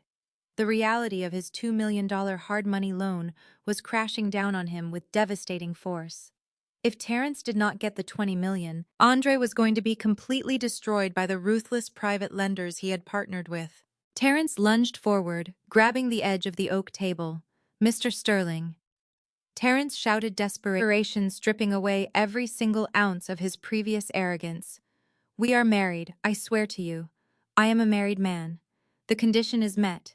The $20 million is mine. Transfer the funds. You have to transfer the funds right now." I sat perfectly still at the far end of the table. I looked at the man who had handed me a divorce petition in a public lobby just 30 minutes prior. I looked at the man who had told me I was too boring, too restrictive, and completely unworthy of his high society lifestyle. I looked at the man who had arrogantly claimed my e-filing fee was the best $250 I had ever spent. My forensic mind analyzed his total systemic collapse. The panic, the backpedaling, the pathetic immediate shift from cruel arrogance to desperate begging. It was a flawless demonstration of cause and effect. He had attempted to execute a ruthless financial maneuver, and he had blindly walked straight into an ironclad legal trap designed by a billionaire who saw right through his fragile, hollow facade. I did not smile. I did not gloat. I simply maintained my calm professional posture. I reached into my tailored suit jacket, pulled out my smartphone, and placed it gently on the polished oak table. The digital timestamp was still glowing brightly on the screen, an undeniable, legally binding permanent record of his ultimate destruction. The entire room remained frozen in absolute terror, waiting for the final fatal blow to fall. Mr. Sterling did not even glance at my smartphone resting on the polished oak table. He was a veteran attorney who respected the strict procedural sanctity of a will reading above all else. He kept his eyes locked firmly on the heavy parchment document in front of him. The room was so incredibly quiet that the subtle hum of the central air conditioning system sounded like a jet engine. Terrence was taking short, shallow breaths, his eyes darting frantically around the room as if searching for a hidden exit to escape the catastrophic reality closing in on him. "We are not finished," Mr. Sterling announced, his voice devoid of any sympathy. "The conditional requirement of your marriage is merely the foundational parameter of this trust." Julian Hayes was a remarkably thorough man. He anticipated that you might attempt to circumvent his wishes, or that you might actively dissolve the marriage the moment you believed you had secured the funds independently. Therefore, he mandated a highly specific penalty clause to address any potential breach of his strict conditions. Mr. Sterling turned the final page of the leather-bound folio. The heavy paper made a crisp, authoritative sound. He adjusted his glasses, his expression turning entirely grim as he prepared to deliver the ultimate fatal blow to my husband's arrogant delusions. "Should Terrence initiate a divorce?" Mr. Sterling read, projecting his voice to ensure every single syllable registered in the minds of the greedy vultures sitting at the table. "Or should they not be legally married at the time of my passing, and the official reading of this will, Terrence's inheritance shall be immediately and permanently revoked. His total distribution from this estate shall be reduced to exactly $1. A sharp collective gasp echoed from Keisha and Andre. As a forensic accountant, I instantly recognized the sheer brilliant legal malice of Uncle Julian's strategy. Leaving a primary heir exactly $1 was not a petty insult. It was a flawless, ironclad legal maneuver. By leaving Terrence a single-dollar bill, Uncle Julian legally proved that he had not accidentally forgotten his nephew in a moment of cognitive decline. He proved that he had actively, consciously, and deliberately chosen to disinherit him. It completely destroyed any future grounds Terrence might have to contest the will in a probate court. The penalty clause continued. Mr. Sterling read on, completely ignoring the mounting panic radiating from across the table. In the event of this specific breach, the entire $20 million liquid estate, the commercial property portfolio, and all controlling shares of the Hayes Family Trust shall bypass Terrence entirely. They shall be awarded 100% free and clear of any encumbrances to Simone. She is the only person I trust to build this family legacy, protect our generational wealth, and secure the future of our community. The absolute finality of the statement crashed into the conference room like a freight train. Terrence violently pushed himself up from the oak table, his heavy leather chair screeching loudly against the hardwood floor. He jumped to his feet, his hands slamming down flat on the polished wood. Sweat was pouring profusely down his forehead, ruining his perfectly groomed appearance. The luxurious velvet suit he had purchased on credit suddenly looked like a cheap, suffocating Halloween costume. "But we are married!" Terrence screamed, his voice breaking into a hysterical, high-pitched shriek. He pointed a frantic, trembling finger at me. "We are married right now. The divorce is not final. It takes months for a judge to sign a decree in this state. A petition is just a piece of paper. We are still legally bound. The condition is met. You cannot reduce my inheritance. Give me my $20 million. I was begging. The man who had strutted into the lobby 30 minutes ago, acting like an untouchable king, was now screaming and pleading like a desperate child throwing a tantrum. He was desperately clinging to his complete ignorance of the legal system, hoping a technicality would save him from the trap he had gleefully set for himself. I did not raise my voice. I did not match his chaotic, desperate energy. I simply reached out and placed my index finger on the smooth glass of my smartphone.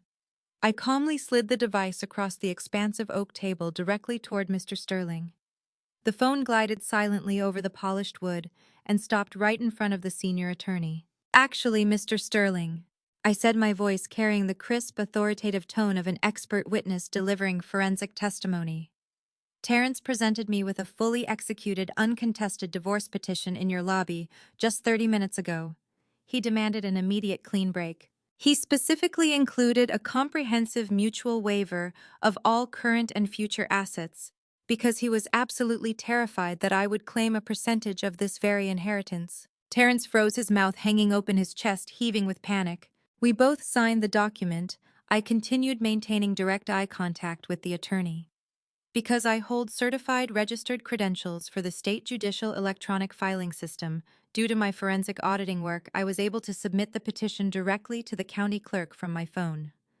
I paid the $250 filing fee. It was officially accepted and docketed at 10:14 this morning." I gestured gracefully toward the glowing screen of my phone sitting in front of Mr. Sterling.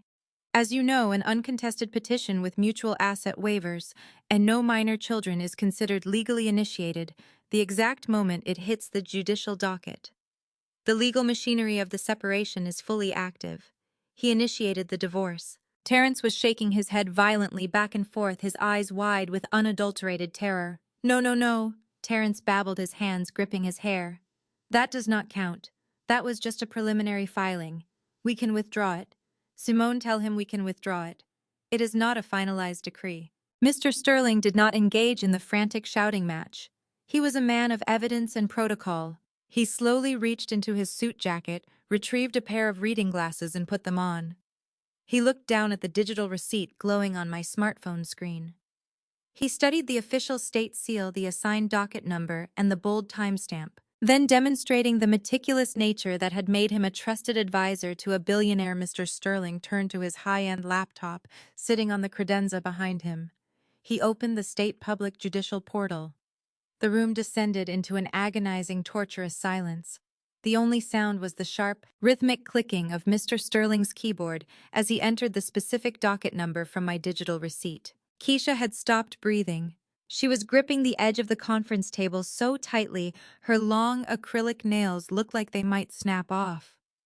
Andre was staring blankly at the floor, his entire body rigid with the horrifying realization that his real estate scam was currently disintegrating into dust. Mr. Sterling hit the enter key. He leaned closer to the monitor, his dark eyes scanning the official state registry. The tension in the room was so thick it felt like physical pressure against my chest, but I remained perfectly composed. I knew exactly how the financial and legal systems operated. Terrence had tried to play a game he fundamentally did not understand using tools he had absolutely no respect for. Mr. Sterling slowly turned his chair back around to face the table. He took off his glasses and placed them down next to his laptop. He looked directly at Terrence, his expression radiating a cold, profound finality.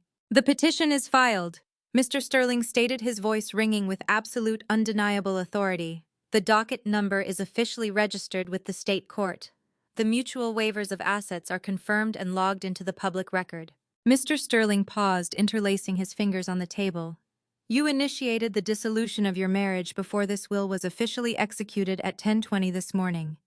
You actively petitioned the court to sever your legal and financial ties to Simone, effectively triggering the exact penalty clause Julian outlined in his testament." The attorney shifted his gaze from Terrence to me, offering a highly respectful, almost approving nod. "Therefore," Mr. Sterling declared, "Terrence's inheritance is legally capped at exactly $1. Simone as the designated secondary beneficiary under the penalty clause.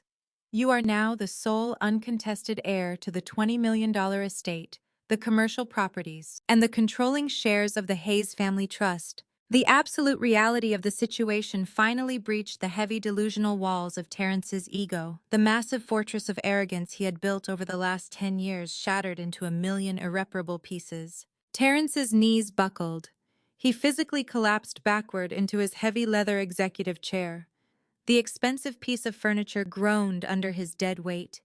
He brought both of his hands up to his chest, clutching the lapels of his custom velvet suit as if he were experiencing a massive myocardial infarction.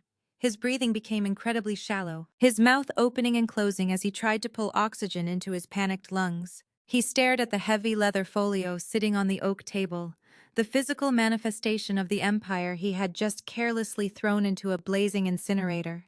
He had literally paid $250 to actively disqualify himself from a $20 million fortune. He had handed me the absolute weapon of his own destruction completely unprompted, simply because he wanted to inflict emotional pain in a public lobby. A guttural primal sound began to build deep within his chest. It was a sound born of pure, unadulterated financial terror and catastrophic regret. Terrence leaned his head back against the leather chair and screamed at the top of his lungs. "That cannot be true!" Terrence roared, his voice cracking with hysterical desperation. He slammed his fists against his thighs, his legs kicking out wildly under the conference table. "Cancel it. Cancel the filing right now. Simone, pull it down. Call the clerk. Tell them it was a mistake. Tell them it was fraud. Cancel the divorce right now." His screaming echoed violently against the mahogany walls of the prestigious law firm, stripping away every single ounce of the high society dignity he had been desperately trying to project. He was no longer a real estate titan. He was no longer the king of the Hayes family legacy.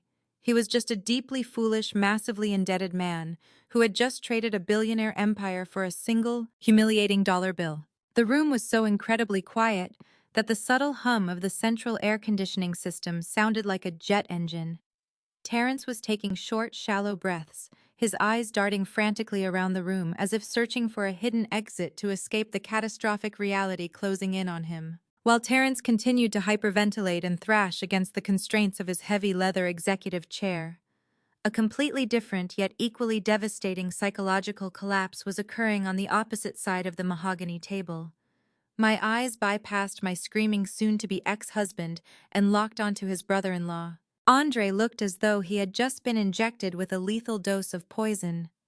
The slick, arrogant real estate broker who had strutted into this office boasting about conquering the Atlanta housing market was physically disintegrating before my eyes. The color had completely drained from his face, leaving his complexion a sickly, chalky gray. A thick layer of cold sweat instantly coated his forehead, catching the glare of the overhead lighting. He staggered backward, his knees buckling slightly, as if the structural integrity of his own bones had suddenly vanished. He reached out blindly, his hand gripping Keisha's arm with such terrifying, desperate force that she let out a sharp yelp of pain. Keisha jerked her arm away, rubbing the spot where his fingers had dug into her skin. "What is wrong with you, Andre?" She hissed, her own panic beginning to mount as she watched the color drain from her husband's face. "Tell Terry to fix this.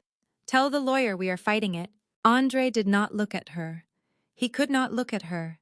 His wide, terrified eyes were fixed entirely on me, completely bypassing Terrence and Mr. Sterling. He knew.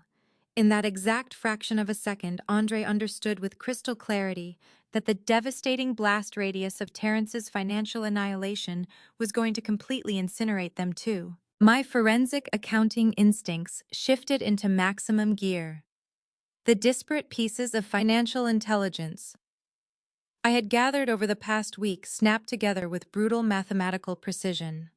The glossy real estate portfolio, the shell companies, the predatory hard money loan document that had tumbled out of Keisha's designer handbag in my kitchen, the aggressive timelines Andre had pushed.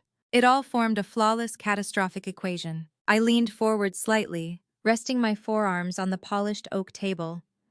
I locked my gaze onto the terrified real estate broker. "Andre," I said, my voice cutting cleanly through the chaotic sounds of Terrence's ongoing mental breakdown. "That commercial lending agreement I saw in Keisha's purse the other day, the one from Apex Capital Partners." Andres' entire body flinched as if I had just hit him with a high-voltage cattle prod. He opened his mouth, but his throat was so dry he only managed a weak, strangled gasp. "You did not borrow against your own assets, did you?" I asked, posing the question as an absolute statement of fact. "Because you do not have any actual assets. You and Keisha rent your apartment. Your bank accounts are constantly overdrawn. You have absolutely no equity to leverage for a massive commercial real estate acquisition." Keisha whipped her head around to stare at her husband. "What is she talking about, Andre? Tell her to shut her mouth. You told me the investors loved your vision. You told me the funding for our new mansion was totally secure." I kept my eyes pinned entirely on Andre, watching the raw terror consume his every feature. "You did not find friendly private investors who believed in your neighborhood revitalization vision, Andre.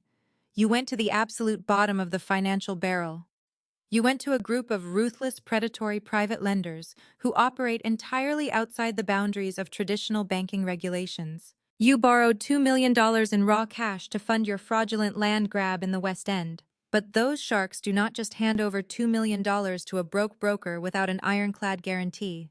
They demand massive, undeniable collateral." Andre was visibly shaking now. His chest heaved rapidly under his cheap suit.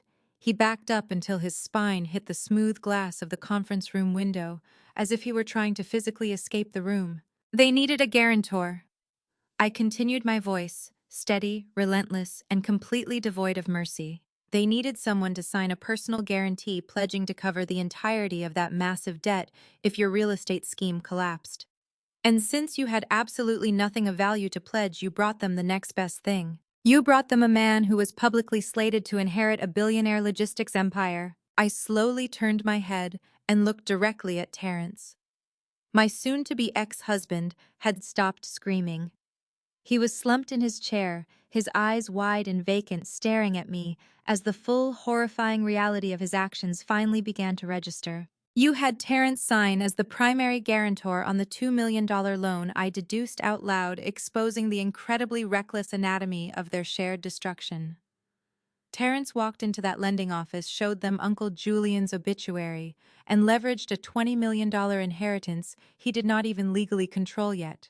He signed away his future to bail out your fraudulent shell companies." Mr. Sterling sat perfectly still at the head of the table, his hands folded neatly in front of him. As an expert in estate law and asset protection, he clearly appreciated the sheer spectacular stupidity I was dissecting. He simply watched the execution unfold without interrupting. "Terrence, is this true?" Keisha demanded, her voice shrill and trembling. "Tell me she is lying. Tell me you still have the money." Terrence could not even formulate a coherent sentence. He just stared at his own shaking hands, completely paralyzed by the staggering magnitude of his failure. Let us break down the exact math, I said, smoothly shifting seamlessly into my role as a financial auditor. Apex Capital Partners does not operate on standard interest rates. They deal in high-risk, fast cash scenarios. The document I saw clearly listed a 25% interest rate. That means the interest on your $2 million loan is compounding at an astronomical, unsustainable speed. Every single day that passes, that debt grows exponentially heavier. Those lenders expect to be repaid immediately, plus a massive premium the second the estate settles. I paused, letting the devastating numbers echo in the dead silence of the conference room. But there is a massive problem with your financial strategy. Andre, I stated, my tone chillingly calm.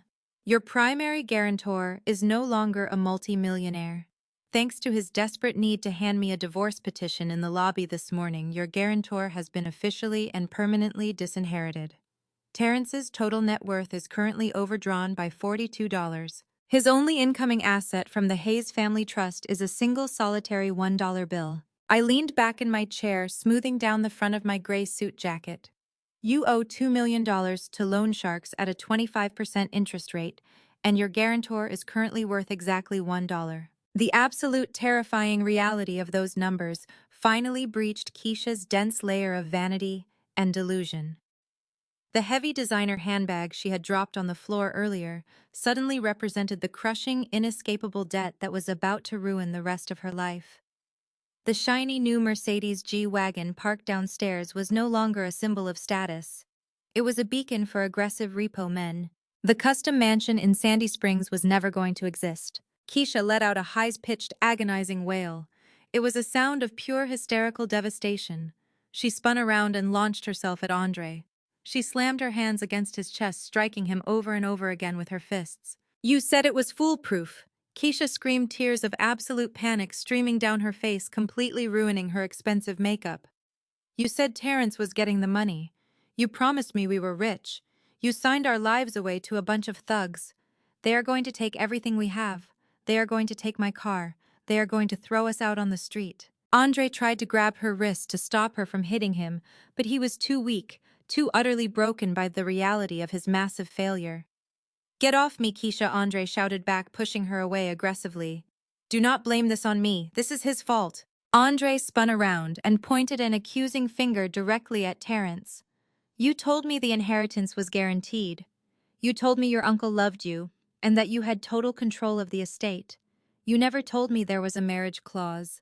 You never told me you were going to hand Simone divorce papers right before the meeting. You arrogant, stupid fool. You just signed my death warrant. Do you have any idea who those lenders are? Do you know what they do to people who default on $2 million hard money loans? They do not just send collection letters, Terrence. They send people to break your legs. Terrence sprang up from his chair, his previous panic instantly converting into violent defensive rage. He grabbed the heavy leather chair and shoved it violently out of his way. Do not you dare speak to me like that, Terrence roared, spittle flying from his lips as he marched toward Andre. I tried to help you. I put my own name on the line to fund your pathetic failing business because you begged me. You told me you had the whole thing figured out. You told me it was a guaranteed return. It was a guaranteed return if you had the capital, Andre yelled right back, standing his ground. But you do not have any capital. You have $1. You are broke, Terrence. You are completely bankrupt. And now you have dragged me and your sister down into the gutter right alongside you. They were standing inches apart, screaming obscenities at each other, perfectly illustrating the absolute toxic rot that had consumed their entire family dynamic. There was no loyalty. There was no actual love. The very second the imaginary money vanished, they instantly turned on each other like starving animals fighting over a scrap of meat. Keisha sank to the floor, collapsing onto her knees, right next to the massive oak table. She buried her face in her hands, sobbing uncontrollably. We are ruined, she wailed, rocking back and forth on the expensive carpet. We are totally ruined. I charged $80,000 on my credit cards this week. I bought designer bags. I booked a vacation to Dubai. How am I going to pay for it?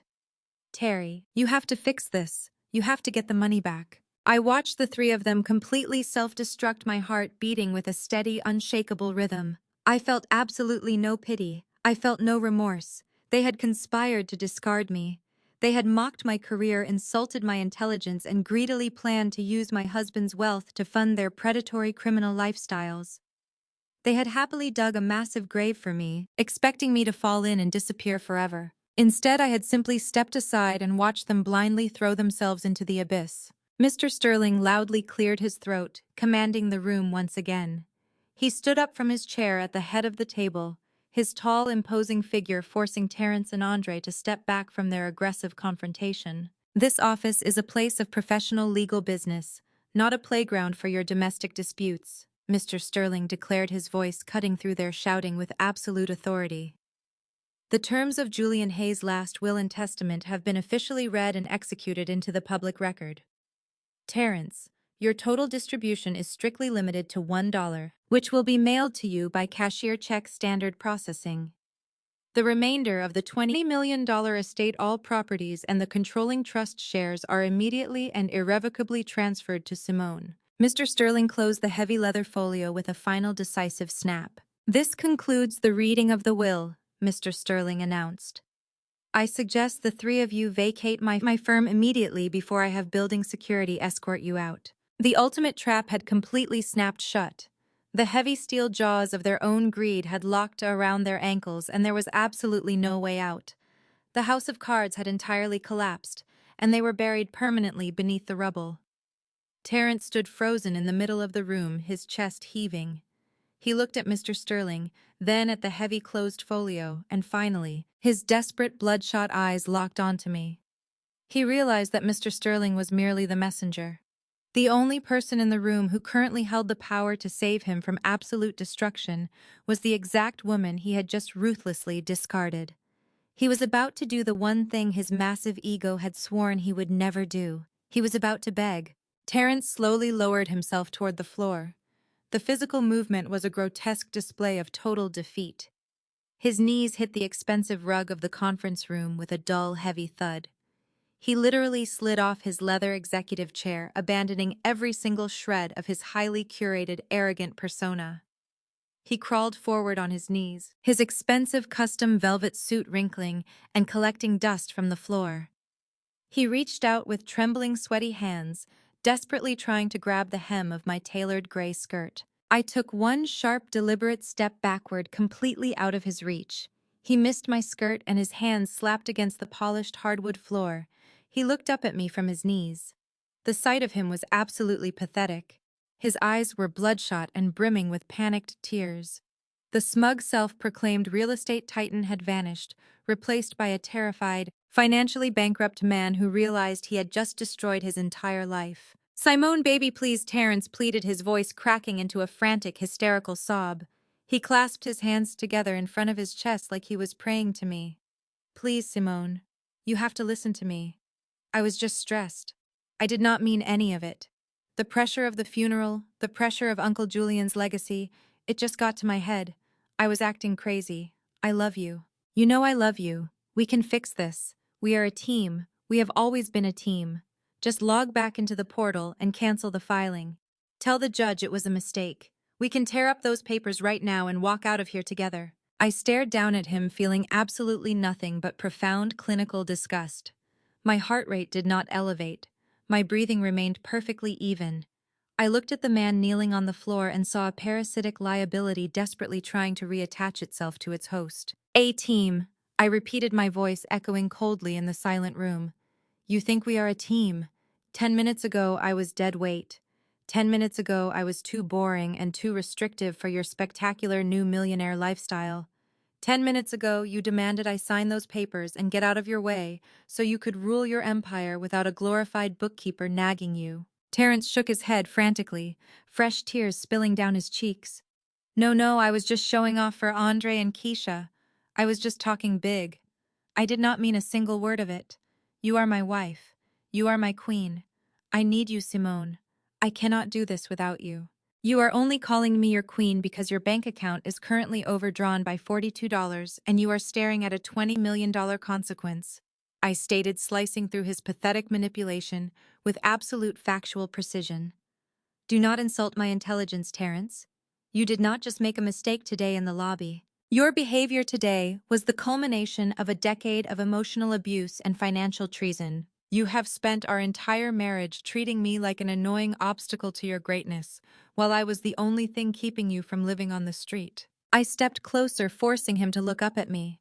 I wanted him to hear every single word of my forensic marital audit. Let us talk about this team you suddenly value so much. I continued, my voice sharp and relentless. Let us talk about the 3 hidden credit cards you opened in my name 2 years ago to fund your luxury vacations with your fraternity brothers. Let us talk about the fact that I have spent the last 5 years secretly funneling 30% of my own salary into a hidden escrow account just to pay off the exorbitant minimum balances on your secret debts.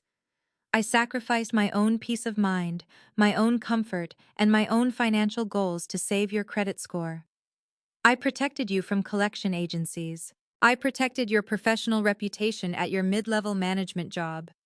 I did all the unglamorous, heavy lifting behind the scenes while you strutted around Atlanta, pretending to be a self-made mogul. Keisha was still sitting on the floor listening to my revelations with wide, horrified eyes. Andre was leaning heavily against the credenza, his face buried in his hands, realizing just how deeply broke the man he had trusted truly was. You relentlessly belittled my career, I said, not raising my voice but letting the cold fury of 10 years of disrespect bleed into my words. You mocked my practical clothes. You mocked my forensic accounting degree. You told your family I was a suffocating, jealous woman who wanted to drag you down. But the absolute truth, Terrence, the cold, hard, verifiable truth is that without my boring little spreadsheets, you are nothing. You are a financial black hole. Uncle Julian saw it, I saw it, and now the entire legal system sees it. Terrence reached out again, his hands shaking violently as he tried to grasp my ankle. Simone, please, I will change. I will let you manage everything. I will give you total control of the trust. Just take me back. You cannot do this to me. You cannot take my uncle's money. It is my bloodline. It is my legacy. I easily sidestepped his desperate grasp. It is not your legacy anymore, Terrence.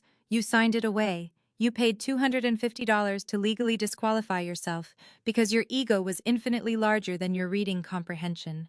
You wanted a clean break. You got one. Terrence suddenly shifted his gaze from me to the head of the table. He scrambled to his feet, abandoning his attempts to manipulate me and turning his frantic, panicked energy toward the senior attorney. Mr. Sterling, Terrence shouted, slamming his hand on the heavy oak table. You are an officer of the court. You cannot let her do this. She tricked me. She scanned those documents and filed them maliciously to steal my inheritance. This is fraud. You have to invalidate the divorce filing. You have to tell the probate judge that the condition of the will is met. I am not consenting to the divorce anymore. I revoke my signature. Mr. Sterling sat perfectly upright in his chair, adjusting his suit jacket with a look of supreme unbothered professionalism. He looked at Terrence the way one might look at a particularly aggressive, unintelligent insect that had wandered into a pristine environment. I will interject here to clarify your catastrophic misunderstanding of the law, Mr. Sterling said, his deep voice radiating absolute authority. Simone cannot be legally forced to withdraw an electronic filing that has already been accepted and docketed by the county clerk. Furthermore, you cannot unilaterally revoke your signature on an uncontested petition that you drafted, presented, and signed of your own free will. Mr. Sterling picked up his reading glasses and folded them neatly. There was no fraud here. Terrence, the attorney, continued, delivering the legal reality with blunt force. You presented Simone with a mutually agreed-upon separation document. She signed it and she filed it. The state recognizes the initiation of the dissolution of marriage the moment the filing fee clears and the docket number is generated. As the executor of Julian Hayes' estate, my fiduciary duty is to enforce the exact conditions of his testament.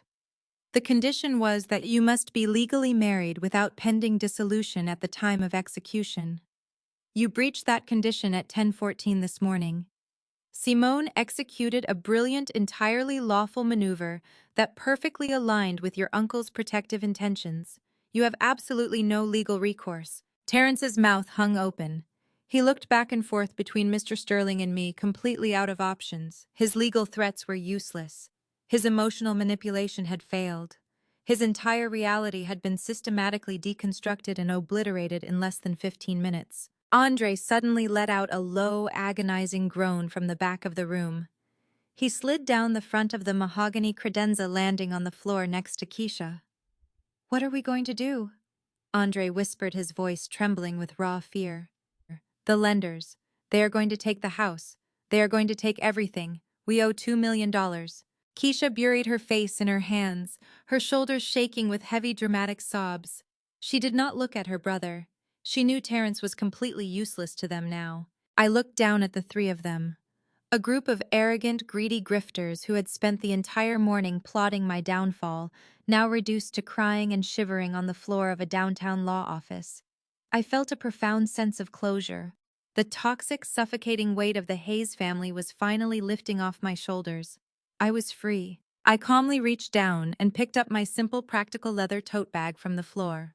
I slung the strap over my shoulder and smoothed the front of my tailored gray suit. I turned my attention to the head of the conference table. "Mr. Sterling," I said, my tone shifting back to crisp professional business. "I will be taking over the comprehensive management of the estate on Monday morning. I expect we will have a significant amount of administrative transition work to handle regarding the logistics fleet and the commercial real estate portfolio. I will have my private legal counsel contact your office this afternoon to arrange the initial transfer of the trust documentation." Mr. Sterling offered me a genuine, respectful smile. "I look forward to working with you, Simone. Julian was absolutely correct about your capabilities. The estate is in excellent hands. I will have my team prepare the necessary transition files for your review on Monday." I nodded in acknowledgement. Then I turned my gaze back to Terrence. He was leaning heavily against the oak table, his eyes hollow and defeated. The custom velvet suit he had bought to celebrate his billionaire status now looked like a monument to his monumental stupidity. "Terrence," I said, my voice carrying the absolute final authority of a woman who had just claimed her total independence, "I am going back to my house now. Since you specifically demanded that you retain no rights to any shared assets in your brilliantly drafted divorce petition, the property belongs entirely to me. You have until 8 o'clock tonight to get your designer suits, your counterfeit watches, and the rest of your fake luxury lifestyle out of my house." Terrence did not argue. He did not yell. He just stared at me, completely broken. "If your belongings are not removed by 8 o'clock, I stated coldly, "I will personally bag them up in heavy-duty trash bags and leave them on the front lawn for the neighborhood sanitation crew. Do not test my boundaries. I am no longer your wife, and I am no longer your safety net." I turned my back on him. I did not look at Keisha or Andre crying on the floor. I walked toward the heavy double doors of the conference room, my flat, practical heels clicking with a steady, victorious rhythm. I pushed the doors open and stepped out into the quiet, sunlit corridor of the law firm, leaving my ex-husband and his $20 million mistake locked in the room behind me. Exactly 7 days passed. One entire week since the immaculate collapse of Terrence's fabricated empire. True to my word, I had heavy-duty trash bags waiting on the front porch by 8 o'clock that very evening. Terrence had slunk onto the property in his leased luxury SUV, loaded his designer suits and counterfeit watches in absolute humiliated silence, and driven away into the dark. I changed the locks, upgraded the security system, and breathed in the crisp, clean air of a completely empty house. But a desperate rat cornered by predators will always try to bite its way out. By Wednesday, the ruthless reality of their financial situation had violently caught up with Terrence, Keisha, and Andre. The hard money lenders from Apex Capital Partners had officially called in the $2 million loan. Since Terrence no longer had access to Uncle Julian's estate, the predatory syndicate initiated aggressive collection tactics. They seized Keisha's bank accounts. They placed a heavy lien on Andre's struggling real estate brokerage. They began circling Terrence, demanding the immediate liquidation of any asset attached to his name, backed into a terrifying, inescapable corner. The three of them did exactly what cowards always do. They weaponized public opinion. They launched a vicious, highly coordinated smear campaign designed to destroy my reputation and force me into handing over the inheritance out of sheer social shame. The digital assault began on Thursday morning. Keisha went live on her social media platforms, broadcasting to thousands of followers in our local community. She sat in her rented living room wearing a modest, unbranded sweater to look relatable, dabbing her eyes with a tissue. She had completely stripped off her usual heavy makeup to ensure she looked like a grieving, traumatized victim. "You all know my family," Keisha wept into the camera, her voice trembling with practiced theatricality. "You know my brother Terrence is a good man. He loved our Uncle Julian more than anything. But we have just been robbed. The woman Terrence married, his ex-wife Simone, she manipulated a dying old man. She used her slick, corporate accounting tricks to find a legal loophole while our uncle was on his deathbed. She stole Black generational wealth from its rightful blood heir. She took $20 million away from our family, and she threw my brother out on the street the very same day." The video went viral within our community almost instantly. Keisha expertly deployed deeply triggering buzzwords. She painted me as a cold, calculating corporate villain who had infiltrated a prominent Black family solely to extract their hard-earned legacy. The comments section exploded with outrage. Strangers called me a gold digger, a thief, and a disgrace. They demanded that I return the money to the true bloodline. Terrence did not stop at social media. He took his manipulation campaign directly to the most powerful social institution in our community. On Wednesday evening, he attended the midweek service at our massive Atlanta megachurch. He stood in the center of the sprawling fellowship hall, wearing a slightly rumpled suit, surrounded by deacons, church elders, and the senior pastor. I was completely blindsided. Terrence lied smoothly, wiping a fake tear from his eye as he addressed the sympathetic crowd. "I loved that woman with all my heart. But she is a forensic accountant. She knows how to hide things in the fine print. She ambushed me with divorce papers right before the reading of the will, knowing it would trigger a penalty clause my uncle wrote years ago. She trapped me in a legal loophole. I am left with nothing, and she walked away with my family's entire legacy." The church community is tightly knit, and the gossip spread like wildfire. By Friday, my long, aggressive voicemails urging me to do the Christian thing and restore Terrence to his rightful place. They spoke about the sanctity of family wealth and the sin of greed.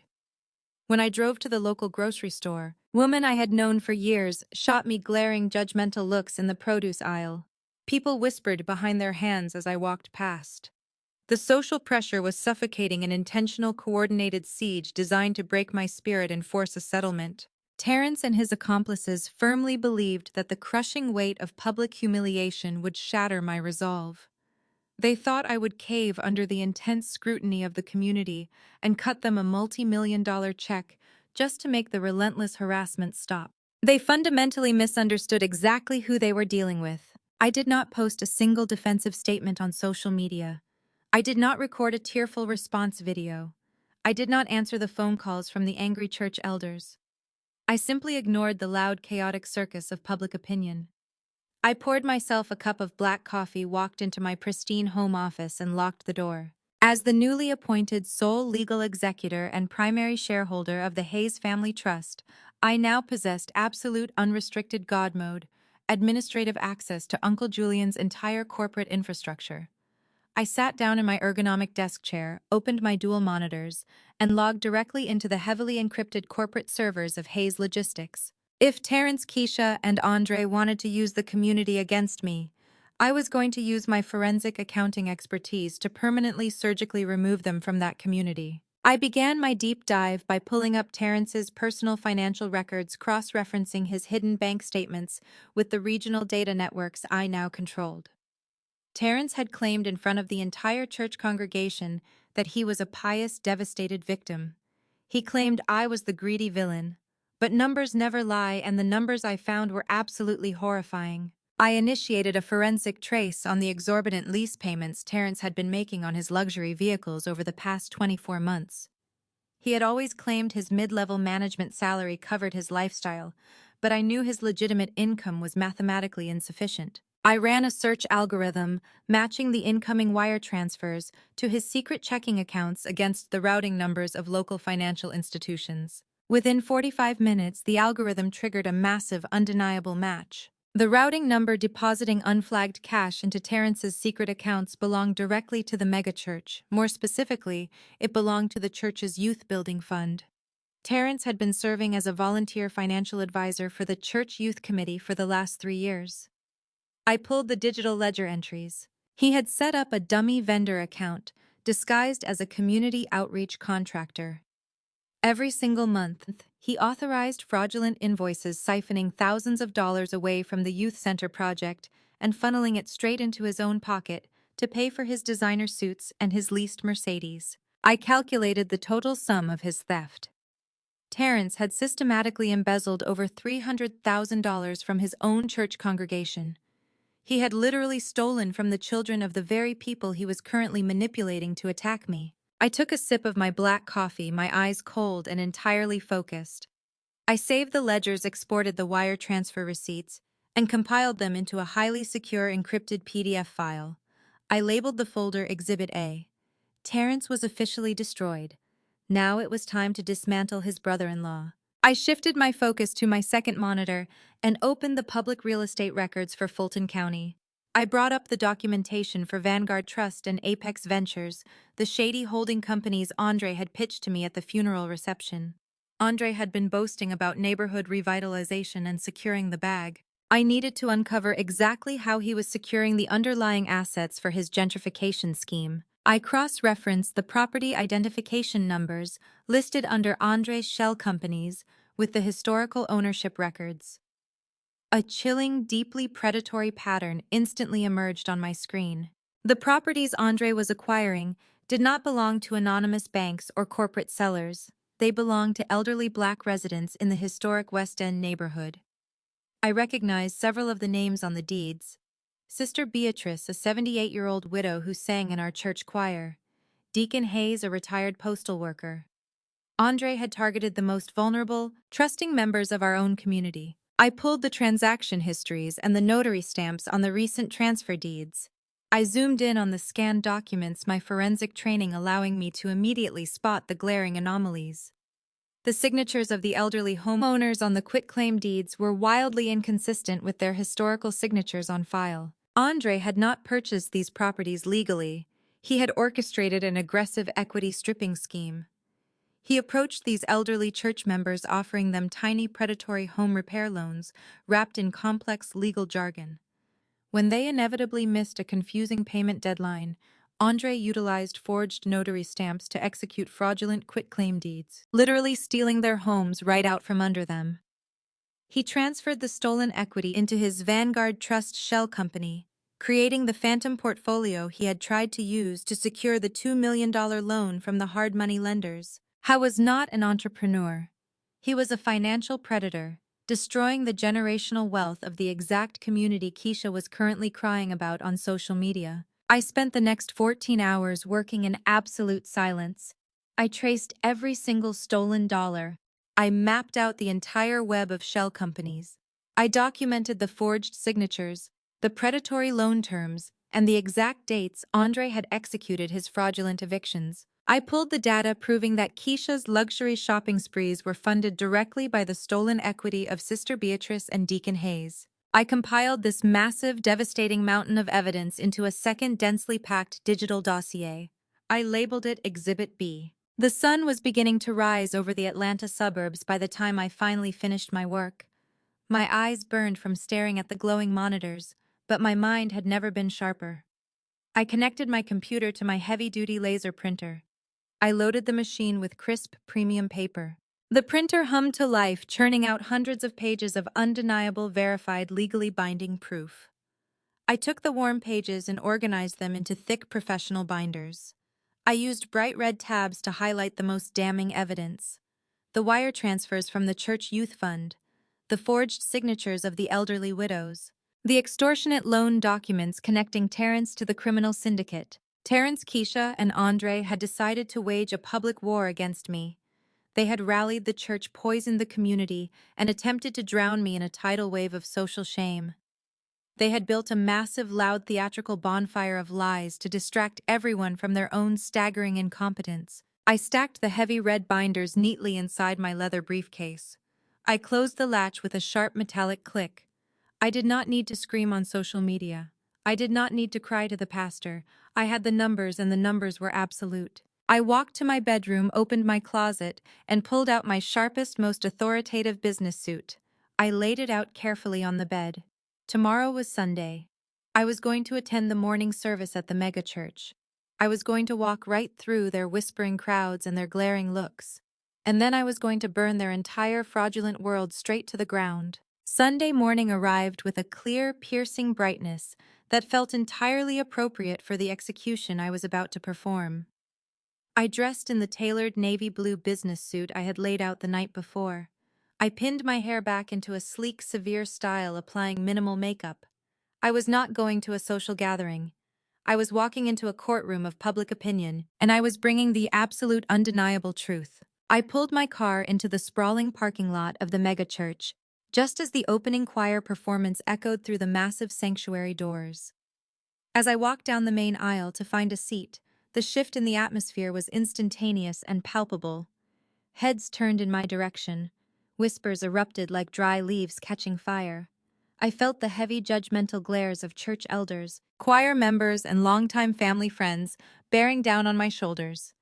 Keisha's viral social media videos and Terrence's tearful, fabricated sob stories had clearly done their toxic work. The congregation had firmly positioned me as the villain, the greedy outsider who had manipulated a dying billionaire to steal Black generational wealth. I kept my chin perfectly level. I did not avert my gaze.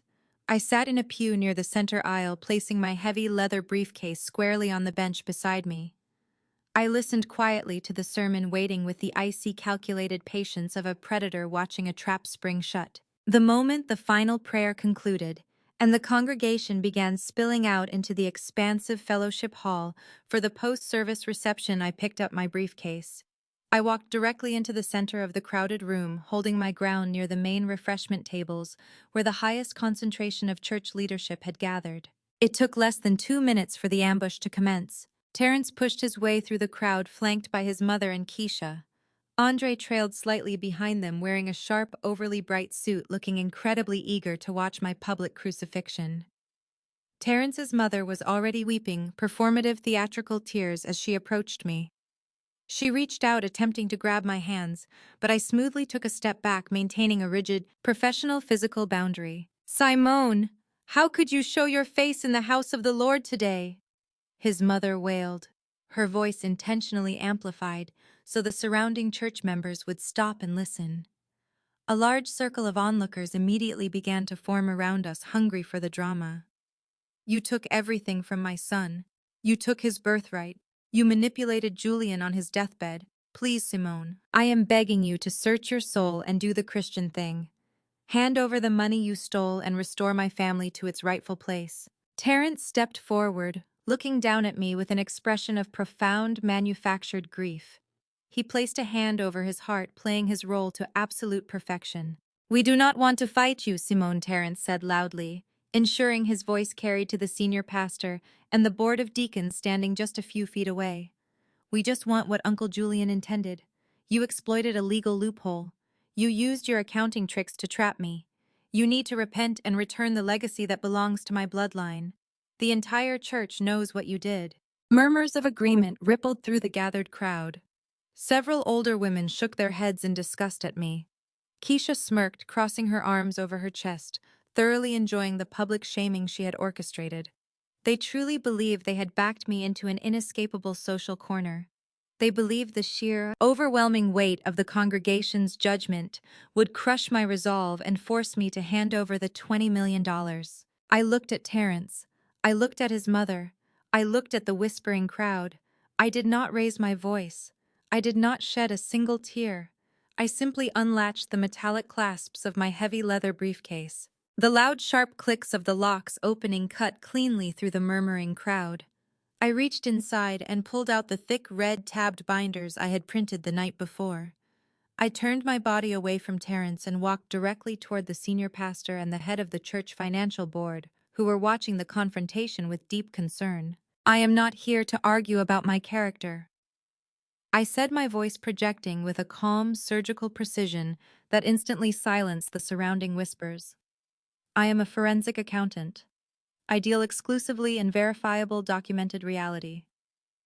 Terrence has stood before this congregation and claimed he is a victim of my financial manipulation.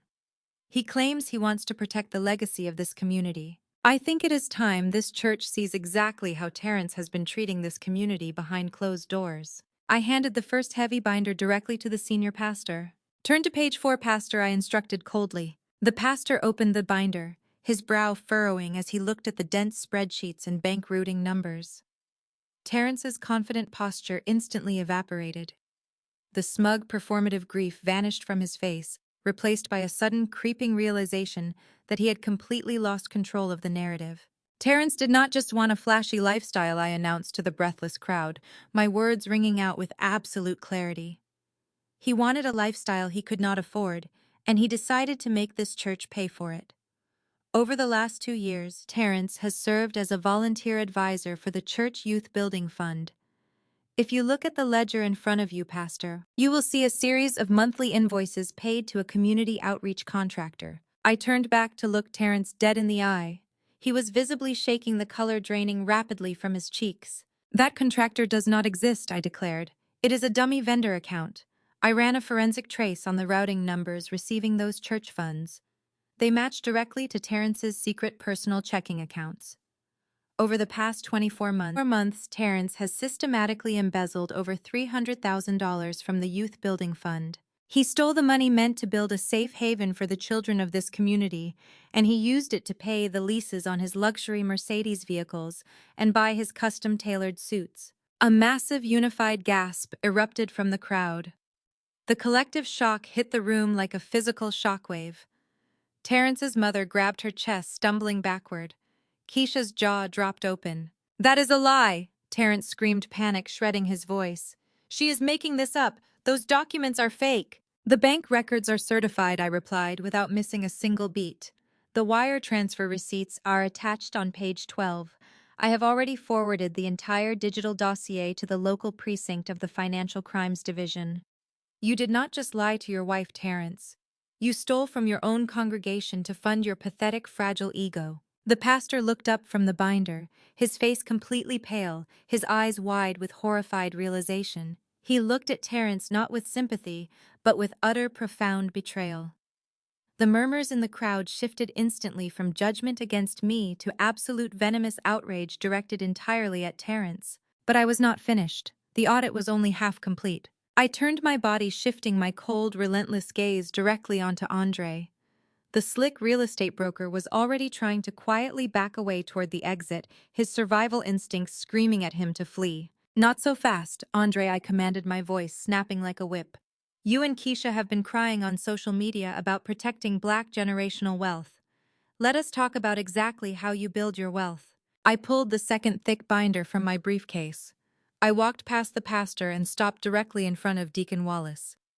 The deacon was a highly respected elder in the church, and more importantly, he was a retired police chief with deep ties to the local authorities.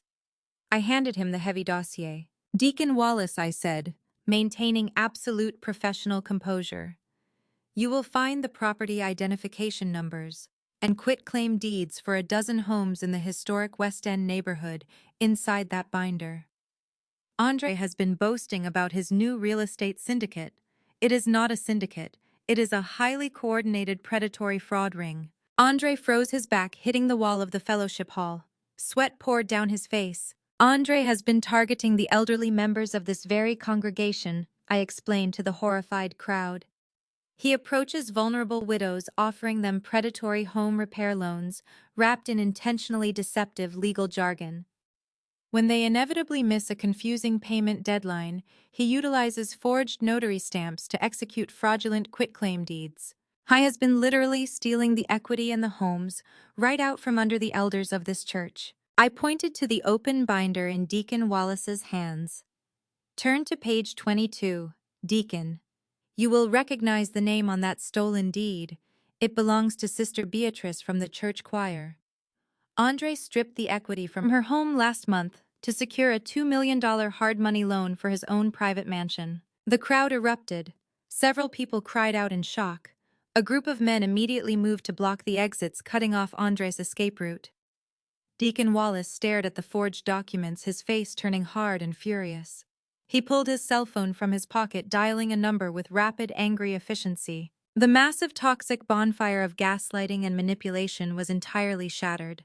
The false narrative they had built to destroy me had collapsed into a pile of undeniable criminal ashes. Terrence and Andre were fully exposed as predators in front of the entire community they had tried to weaponize against me. Terrence was trembling uncontrollably, muttering incoherently as church elders surrounded him, demanding answers about the youth fund. Andre was hyperventilating against the wall, realizing his freedom was officially over. Keisha dropped to her knees, sobbing wildly, realizing her life of luxury was entirely built on the stolen homes of the people she worshipped with. I closed my empty leather briefcase. I had delivered the absolute, irrefutable truth. My audit was officially complete, and my balance sheet was perfectly clear. I turned around and walked calmly through the parted crowd, leaving them to face the catastrophic, inescapable consequences of their own monumental greed. The heavy doors of the sanctuary swung open behind me, letting in a rush of warm, humid Atlanta air. The sounds of the chaotic confrontation inside the fellowship hall began to muffle as I walked down the stone steps toward the parking lot. Behind me, the muffled shouts of betrayed church members echoed through the thick wooden doors. They were demanding accountability. They were demanding justice. Deacon Wallace was undoubtedly organizing a perimeter, ensuring that Andre did not slip away before the marked patrol cars arrived. The senior pastor was likely standing in absolute shock, holding the undeniable evidence of Terrence's profound betrayal. I walked across the asphalt, my flat, practical heels clicking with a steady, victorious rhythm. I had walked into that church carrying the heavy, suffocating weight of their coordinated public shaming, but I was walking out completely unburdened. The glaring looks of the congregation had transformed into horrifying realizations. The women who had whispered about me in the grocery store would now have to reckon with the fact that they had actively defended men who were stealing from their own community. The very social pressure Terrence and Keisha had attempted to use to break my spirit had violently rebounded, crushing them beneath its massive, uncompromising weight. When I reached my sensible sedan, I unlocked the doors and placed my empty leather briefcase on the passenger seat. I did not feel a rush of adrenaline. I did not feel the need to celebrate or gloat. The satisfaction I felt was entirely forensic. It was the deep, quiet contentment of balancing a complex equation of bringing hidden toxic variables into the blinding light of day. I had neutralized the liabilities. I had eradicated the fraud. I started the engine, the quiet hum of the motor. A stark contrast to the explosive destruction I had just orchestrated inside the fellowship hall. I pulled out of the church parking lot, glancing in the rearview mirror one last time. The flashing red and blue lights of two local police cruisers were already turning onto the street, speeding directly toward the main entrance of the church. The authorities were arriving to collect the broken pieces of Terrence and Andre's shattered illusions. I turned my eyes back to the road ahead, driving away from the wreckage, completely ready to step into the massive, untethered future that Uncle Julian had trusted me to build. Exactly 6 months have passed since that Sunday morning. The relentless, unforgiving wheels of justice and compound interest have completely pulverized the fragile illusions my former family tried to build. Terrence is currently facing 22 counts of federal embezzlement and wire fraud. When the Financial Crimes Division dug into the church youth building fund, they found a trail of deceit so blatantly amateurish, it barely took them an afternoon to secure a grand jury indictment. His assets were frozen immediately. The luxury dealership that leased him that jet-black Mercedes G-Wagon repossessed the vehicle before that week, was even over-towing it right out of the church parking lot, while he was still answering questions from the local detectives. Today, the man who arrogantly claimed he was a real estate titan and the undeniable king of Atlanta lives in a cramped 300-square-foot studio apartment on the extreme outskirts of the city. He takes the public city bus to his meetings with a wildly overworked public defender because he absolutely cannot afford private legal counsel. His custom-tailored velvet suits are entirely gone, sold to local consignment shops, just to keep the electricity turned on in his depressing room. The high society friends he tried so desperately to impress have completely abandoned him, refusing to take his calls or acknowledge his existence. Andre did not fare any better. The retired police chief, Deacon Wallace, handed my comprehensive forensic dossier directly to the district attorney. Andre is currently sitting in a federal penitentiary, serving a 10-year sentence for real estate fraud, elder abuse, and multiple counts of forging legal documents. His slick, charismatic sales pitches hold absolutely no currency behind cold steel bars. Furthermore, I utilized a portion of the estate funds to hire a specialized team of real estate litigators. We systematically tracked down every single fraudulent quitclaim deed Andre had filed.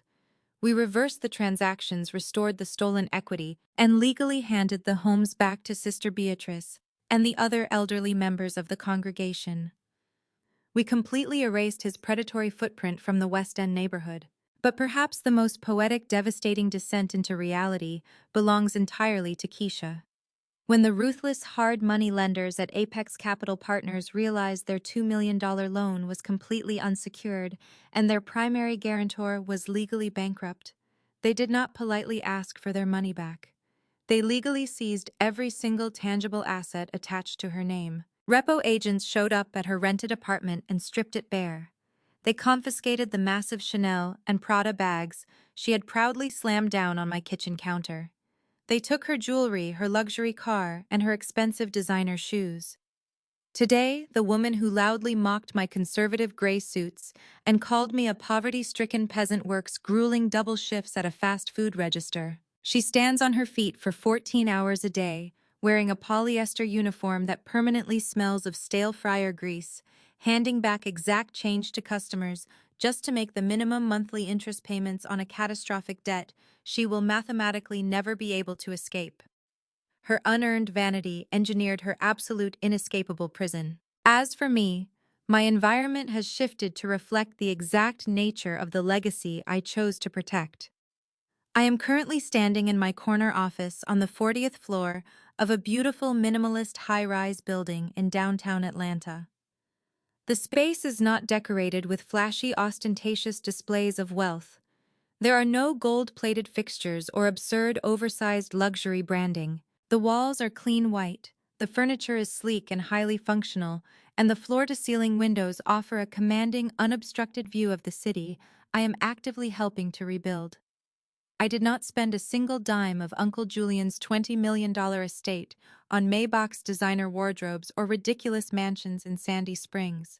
Instead, I executed his final vision with absolute forensic precision. I transformed that liquid capital into the Julian Hayes Generational Trust. We do not fund predatory gentrification. We fund empowerment. I established a thriving, massively endowed foundation that provides comprehensive financial literacy programs and full-ride forensic accounting scholarships to brilliant, driven young Black women across the state. We are actively teaching the next generation how to read a balance sheet, how to audit a corporate contract, and how to spot a financial predator from a mile away. Every single morning I walk into this office and review the scholarship applications from incredible young women who possess the exact same analytical minds and unyielding determination that I do. Watching them graduate, secure high-level corporate positions, and begin building their own independent financial portfolios brings me a level of profound satisfaction that no designer handbag could ever possibly provide. We are creating an impenetrable fortress of knowledge within our community. A fortress that men like Terrence and Andre will never again be able to breach or exploit. I did not buy flashy cars. I bought community power. I bought educational equity. I bought genuine, indestructible wealth that will outlast every single person who ever doubted my vision. I walk over to the expansive glass window and look down at the bustling city streets far below. I reflect on the agonizing decade I spent trying to save a man who fundamentally despised the very intellect I used to protect him. I think about the moment he handed me that divorce petition in the lobby, believing his arrogance was his greatest asset, completely unaware it was his ultimate executioner. True wealth isn't what you wear, it's what you know. And when someone shows you they only value you for what you can give them, let them walk away. Sometimes taking out the trash makes you a millionaire. Have you ever had a partner or family member try to tear you down only to watch their own arrogance destroy them? Tell me your story in the comments. Don't forget to hit like and subscribe to join a community that values real strength over fake flexing. See you next time.